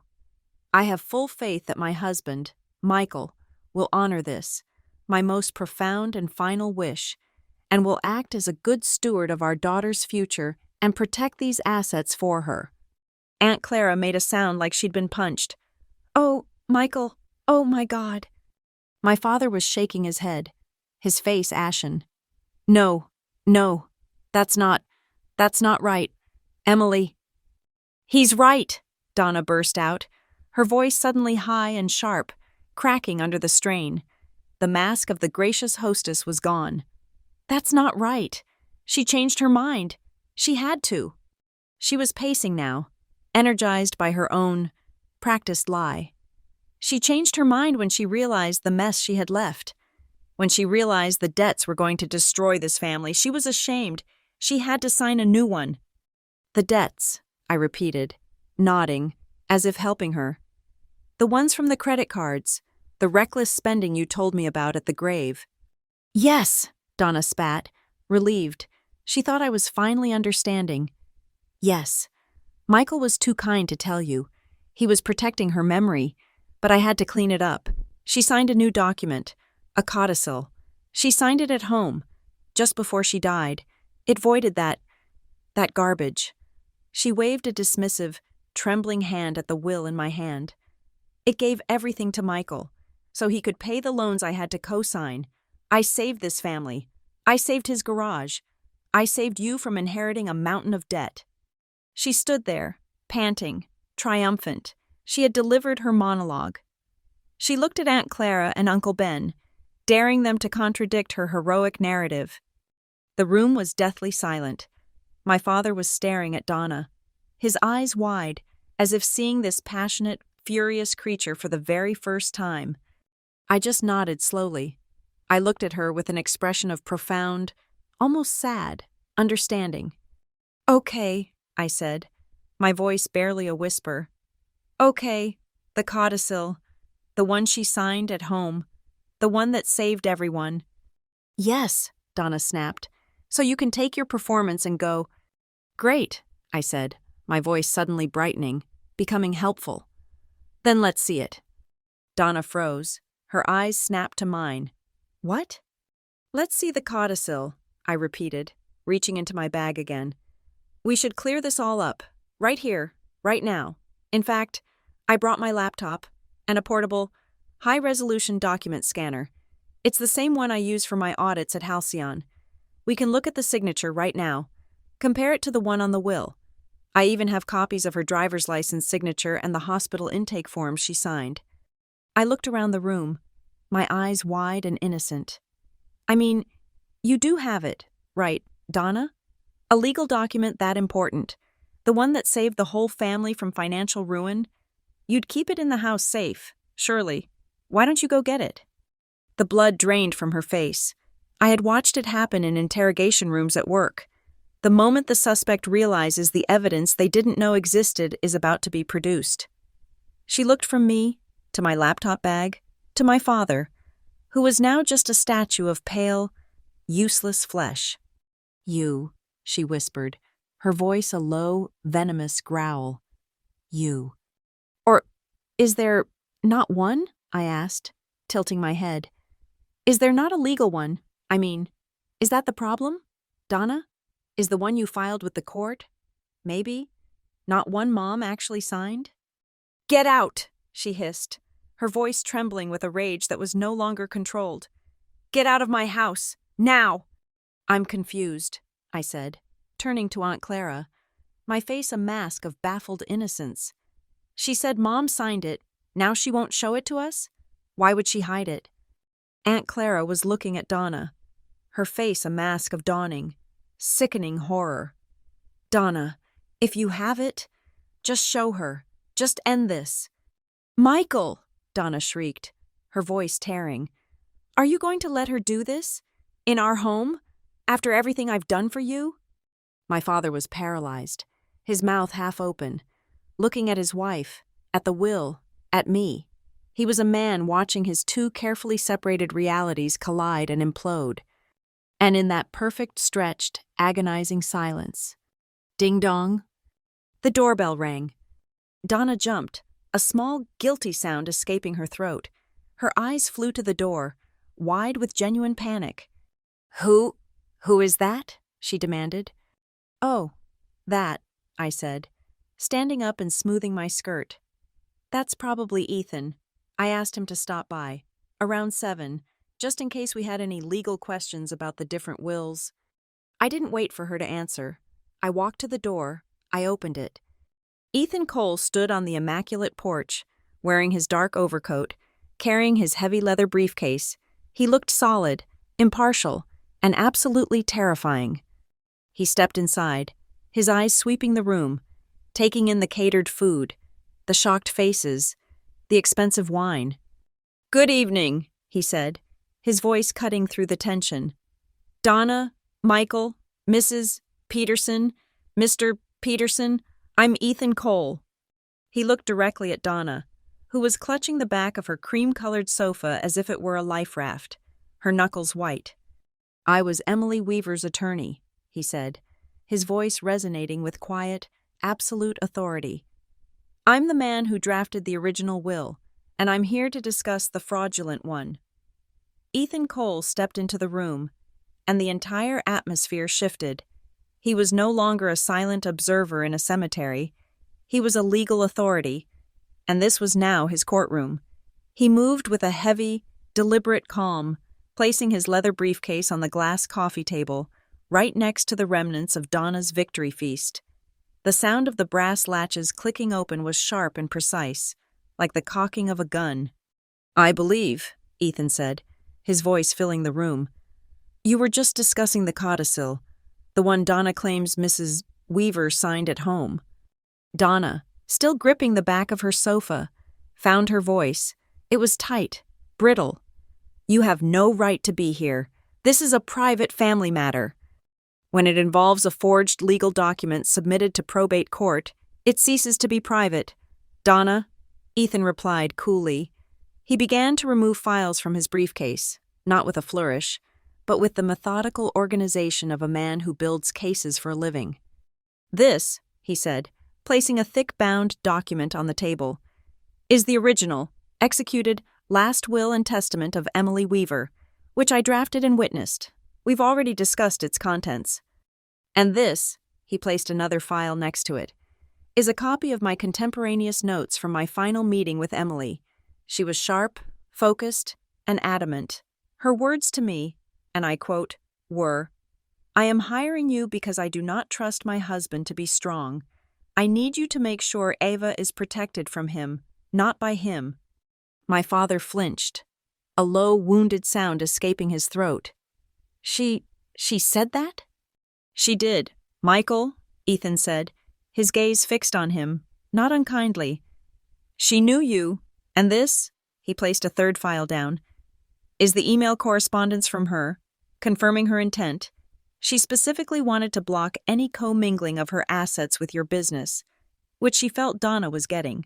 Quote, 'Far too involved in.'" "This is ridiculous," Donna said, her voice rising. "And this," Ethan's voice hardened, "is a copy of the fraudulent codicil you and Donna brought to my office, 3 weeks after the funeral, the one you filed." "It is not fraudulent," Donna shrieked, the word tearing out of her. "I noted my suspicions at the time," Ethan continued, his voice an implacable monotone. "I am a document attorney. Michael, I look at signatures every day of my life. The signature on the will Emily signed in my office was fluid, strong, and confident. The signature on the document you brought me was hesitant, drawn, and in my professional opinion, a forgery. I told you as much. I noted it in my file." He looked directly at my father, pinning him. "Do you recall that meeting, Michael? Do you recall me expressing my concerns?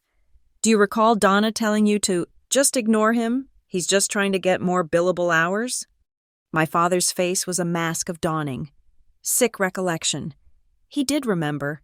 He had been a party to it. He gave a tiny, palsied nod, a movement of pure terror. "He's not the only one who thinks so," I said. Stepping forward, I picked up the remote for the television. The black screen flickered to life. "Donna, you said Mom signed that codicil when she was sick. Shaky, I believe, was the word you used at the grave." On the 70-inch screen, 2 images appeared, side by side, magnified 100 times. "On the left," I said, my voice crisp, "the one I use in boardrooms when I'm about to dismantle a CFO, is Emily Weaver's signature from her hospital admission forms, signed on the day she was admitted. Yes, she was sick. Yes, she was weak. But look at the structure. The E is consistent. The strokes are weak, but the muscle memory is fluid. It's her hand. On the right," I continued, "is the signature from the codicil, the one you filed with the court." The room stared. Even an untrained eye could see it. The signature on the right was a grotesque parody. The E was misshapen. The pen had visibly stopped and started in the middle of a loop. The baseline was a drunken crawl. "But don't take my word for it," I said. I clicked the remote. A new window popped up on the screen. A live video call. A man sat in a simple office, his face obscured by a digital blur, his voice slightly modulated. "Can you hear me?" the voice asked. "We can," I said. "This is a colleague of mine. He's a court-certified document examiner, Mark. Could you please give these good people your unofficial opinion on Signature B? Signature B is a forgery, the voice said. Flat and absolute.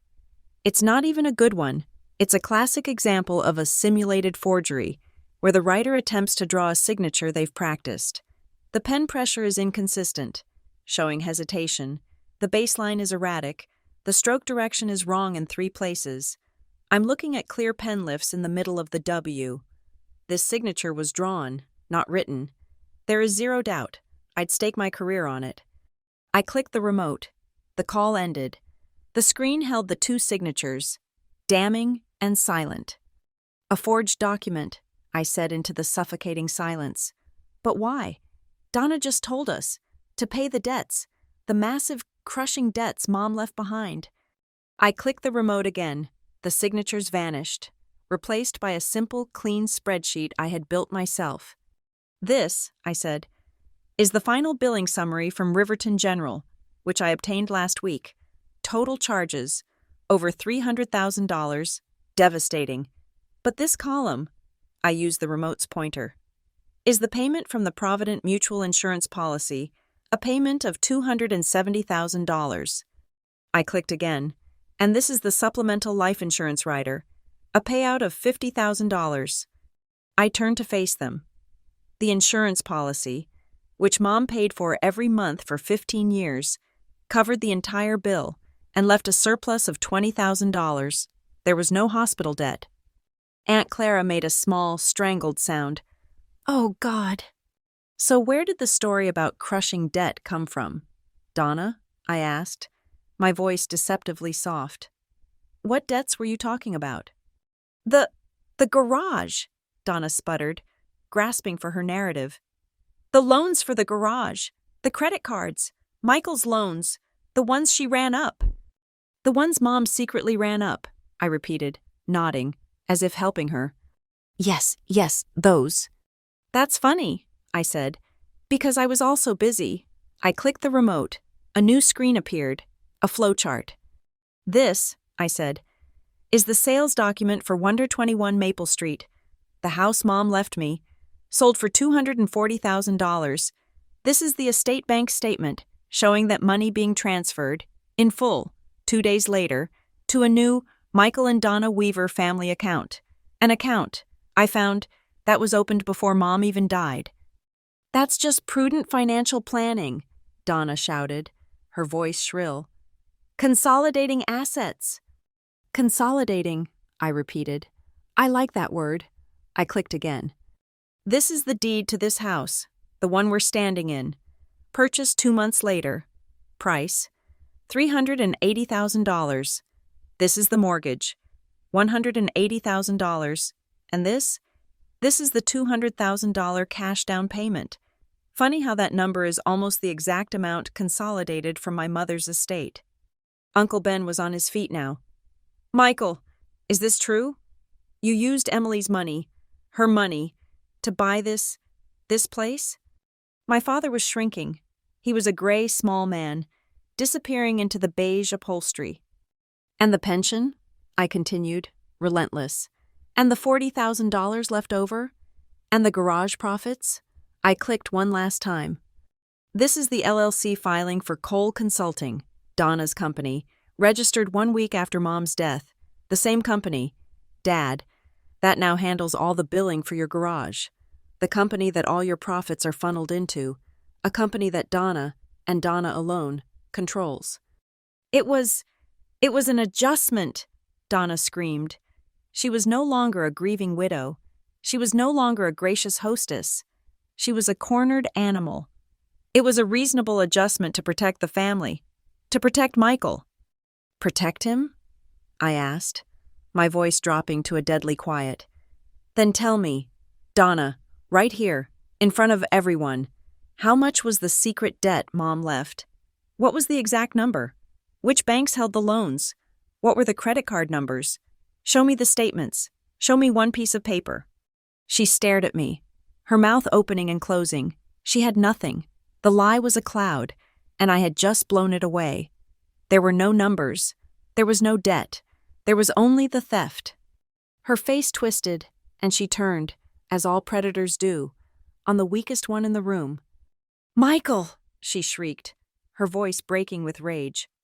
"Are you going to let her do this? Are you going to let this bitch come into my house and humiliate me? After everything I did for you? I saved you. I saved you from your own weakness. You would be nothing without me. You would have lost the garage. You would have lost everything." My father, who had been silent, slowly looked up. He wasn't looking at Donna. He was looking at the flowchart on the TV screen. He was looking at the name Cole Consulting. He was looking at the numbers, the cold, hard, undeniable facts that I had just laid bare. He was finally, after 10 years, seeing the ledger. He was seeing that he hadn't been saved. He had been plundered. He hadn't been protected. He had been her mark. "Michael?" Donna's voice was smaller now, a flicker of panic in her eyes. "Michael, tell them how it was." Aunt Clara, tears streaming down her face, stepped forward. "Michael, how could you? How could you let her? Emily told me, just before she hired that lawyer, she told me, 'Clara, I'm so scared, but I know Michael, he'll protect Evie. He's a good man. She trusted you, Michael.'" That was the blow that landed. Not the legal threat, not the financial ruin, the simple, heartbreaking reminder of my mother's faith in him. I... My father's voice was a dry croak. "Tell them," Donna screamed. "Tell them they're wrong. Tell them I'm a good wife." "You're greedy," Uncle Ben suddenly roared, his face purple. "You're a thief. You came into this family and you picked it clean." "Get out," Donna screamed, turning on him. "Get out of my house." "Your house?" I asked, raising an eyebrow. "Are you sure? Because according to this," I tapped the original will. "And this," I tapped the forgery analysis. "And this," I tapped the bank statements. "I'd say about 2/3 of this house is legally and morally mine." Donna turned on me, her face a mask of such pure, undiluted hatred it was terrifying. You want the money? Is that it? After all this, you're just a greedy little girl who wants the money." She had, in front of her entire audience, confirmed everything. She had self-destructed. My father stood up. He didn't speak. He just stood. The room fell completely, deathly silent. He looked at Donna, this screaming, exposed creature. He looked at her for a long, long time. He was seeing her, for the first time. Then, very slowly, he raised his left hand. He didn't say a word. He gripped his wedding ring, the simple, thick gold band she put on his finger 10 years ago. He pulled. It was tight. He had to twist it. It scraped his knuckle. He pulled the ring off his finger. Donna stopped breathing. "Michael?" "No." He looked at the ring in his palm. Then he looked at her. And with a quiet, final gesture, he opened his hand and dropped the ring onto the glass coffee table. It landed next to the tray of shrimp, with a small, sharp metallic click. It was not a divorce. It was not an agreement. It was an abdication. He turned, walked past me without looking, walked past Ethan Cole, and left the room. We all heard the front door open, and then close, with a soft, final thud. When my father dropped that ring, the sound echoed in the beige room like a gunshot. Donna didn't lunge for it. She didn't scream again. She just stared at it, this small, meaningless circle of gold on her glass table. The fight had gone out of her, replaced by the hollow, airless shock of total miscalculation. Aunt Clara and Uncle Ben, their faces pale, shuffled past her like she was a piece of furniture. They muttered goodbyes to me, not to her. They were survivors, scrambling off a sinking ship. Ethan gathered his papers with methodical, devastating calm. He looked at Donna, who was still frozen, and said nothing. He had already said everything that mattered. I just followed him. We walked out the front door, leaving her alone in the house my mother had paid for, with a table full of catering and a life that had just, in the space of 30 minutes, completely evaporated. The weeks that followed were not dramatic. They were surgical. Ethan, true to his word, filed the petition in probate court. It was a masterpiece of evidence, an atomic bomb as he'd called it. It laid out the original will. It laid out the forensic analysis of the forgery. It laid out the hospital records proving the lack of debt. And it laid out the complete, undeniable flow of money from my mother's estate into Donna's new house and her sham corporation. Faced with criminal charges for wire fraud, mail fraud, and forgery, and with Aunt Clara and Uncle Ben now signed affidavits as witnesses to her hysterical, incriminating confession, Donna's fight was over. The predator, with no pack and no cover, had only one move left: surrender. She negotiated. Of course she did. She hired a cheap lawyer who tried to bluster, but Ethan was an oak tree. The deal was simple. Donna would agree to the immediate, court-supervised sale of the house. She would not contest the invalidation of the codicil. The proceeds from the sale, along with every penny in her coal consulting account, would be returned to my mother's estate, now controlled by me. In return, Ethan and I would inform the district attorney that restitution has been made in full. It made it highly unlikely they would pursue criminal charges against a first-time offender. She would avoid prison, but she would lose everything. She would be left with exactly what she started with: nothing. And my father, Michael Weaver, was a man adrift. He had, as Ethan predicted, been a co-conspirator, but he was also a victim. He was living in a small, furnished rental apartment above a laundromat downtown. He had lost his wife, his house, his garage, and the last shred of his daughter's respect. The garage, now free from Donna's shell company, was barely afloat, his reputation in Riverton tarnished. He called me once, about a month after the settlement. His voice was thin, the voice of an old man. "Evie," he said, I know what I did, what I let happen." "Yes," I said. It was the only word I could offer. "That money, the part from your mom's will, the part that was supposed to be mine, the 20,000, I don't want it." "Okay, Dad." "I was thinking," he said, his voice hesitant. Maybe we could use it for something for her. A scholarship, maybe, at the hospital, for the nurses, just a small one." It was the first honest, decent idea he'd had in a decade. It was a late, pathetic, but sincere attempt at atonement. "That's a good idea, Dad," I said. "I'll look into it."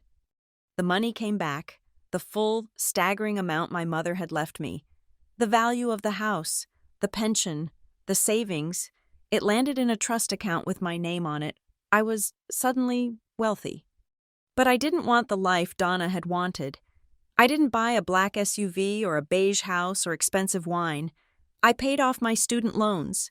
I kept my same apartment. I kept my same job at Halcyon. I took my father's small, $20,000 idea, and I combined it with a significant portion of my own inheritance. I went to Riverton General, my mother's hospital. It took 6 months of legal work, but I established the Emily Weaver Scholarship Fund. It wasn't small.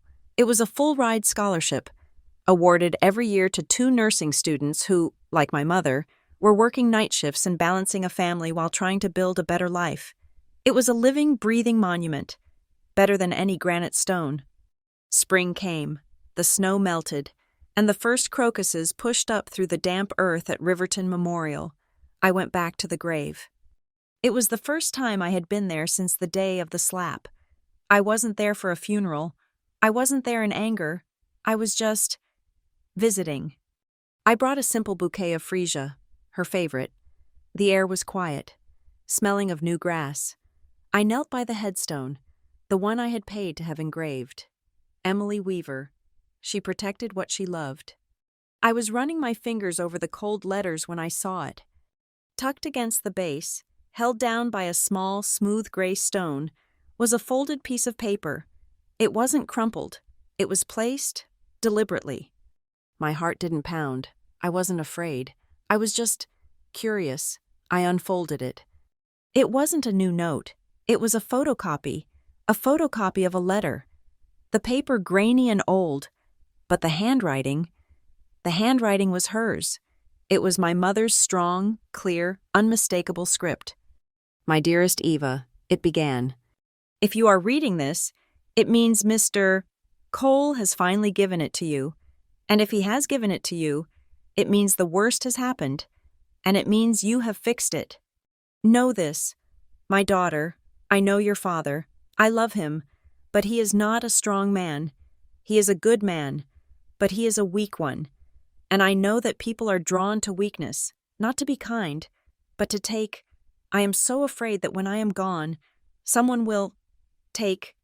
I have done all I can with these papers. I have built the walls as high as I can, but I know walls can be climbed. That is why I have left you something better than money. I have left you Mr. Cole, and I have left you, your mind, your strength. You are not weak. You are not your father. You are mine. If you had to fight for what is yours, I am sorry, but I am not surprised. Please, just promise me one thing. When you are done, live your life. Don't let this make you hard. Don't let them win by turning you into them. Go, and be happy. I love you. I heard footsteps on the gravel path. It was Ethan. He was holding a small bouquet of his own. I see you found it, he said, standing a respectful few feet away. You held this? All this time? I asked, my voice thick, the paper trembling in my hand. Her instructions, he said, nodding. She told me, when it's over, when my girl is safe, put this on my grave. She'll find it. She was very, very specific. You were there that day, I said, a final piece clicking into place. At the headstone placement, that wasn't an accident, was it? You weren't just checking in. Ethan looked at the headstone, his face soft with a memory that was 10 years old. Your mother was a remarkable woman. She paid me a retainer, every year, for 10 years after her death, a small fee, drawn from an account I managed. I wasn't just the drafter of her will, I was on a watching brief. And that day, he continued, she gave me one last, very strange instruction. If you ever, she told me, see my daughter being harmed or publicly trampled, especially at my grave, I want you to intervene. I want you to find a way to give her the key, but only then, only if she proves she's ready to fight. I finally understood. The note, on Donna's car. I had no idea you would be the one to find it. Ethan smiled, a small, sad smile.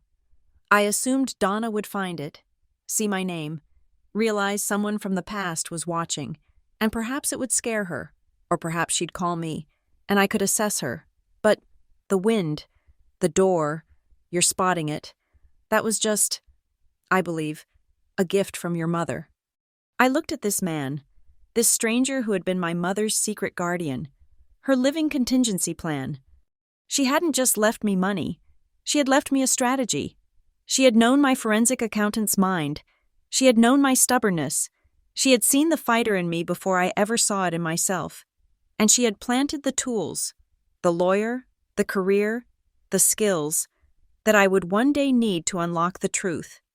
Ethan nodded at me, a final gesture of respect. He placed his flowers and walked away, leaving me alone with her. I turned back to the grave. The sun, which had been hiding behind the clouds all afternoon, finally broke through, casting a bright, warm light across the granite. It lit up the words, making them sharp and clear. She protected what she loved. I placed my hand on the stone.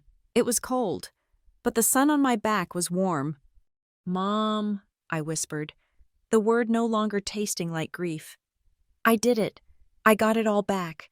I didn't let them steal the life you built for me, and I did it without becoming them.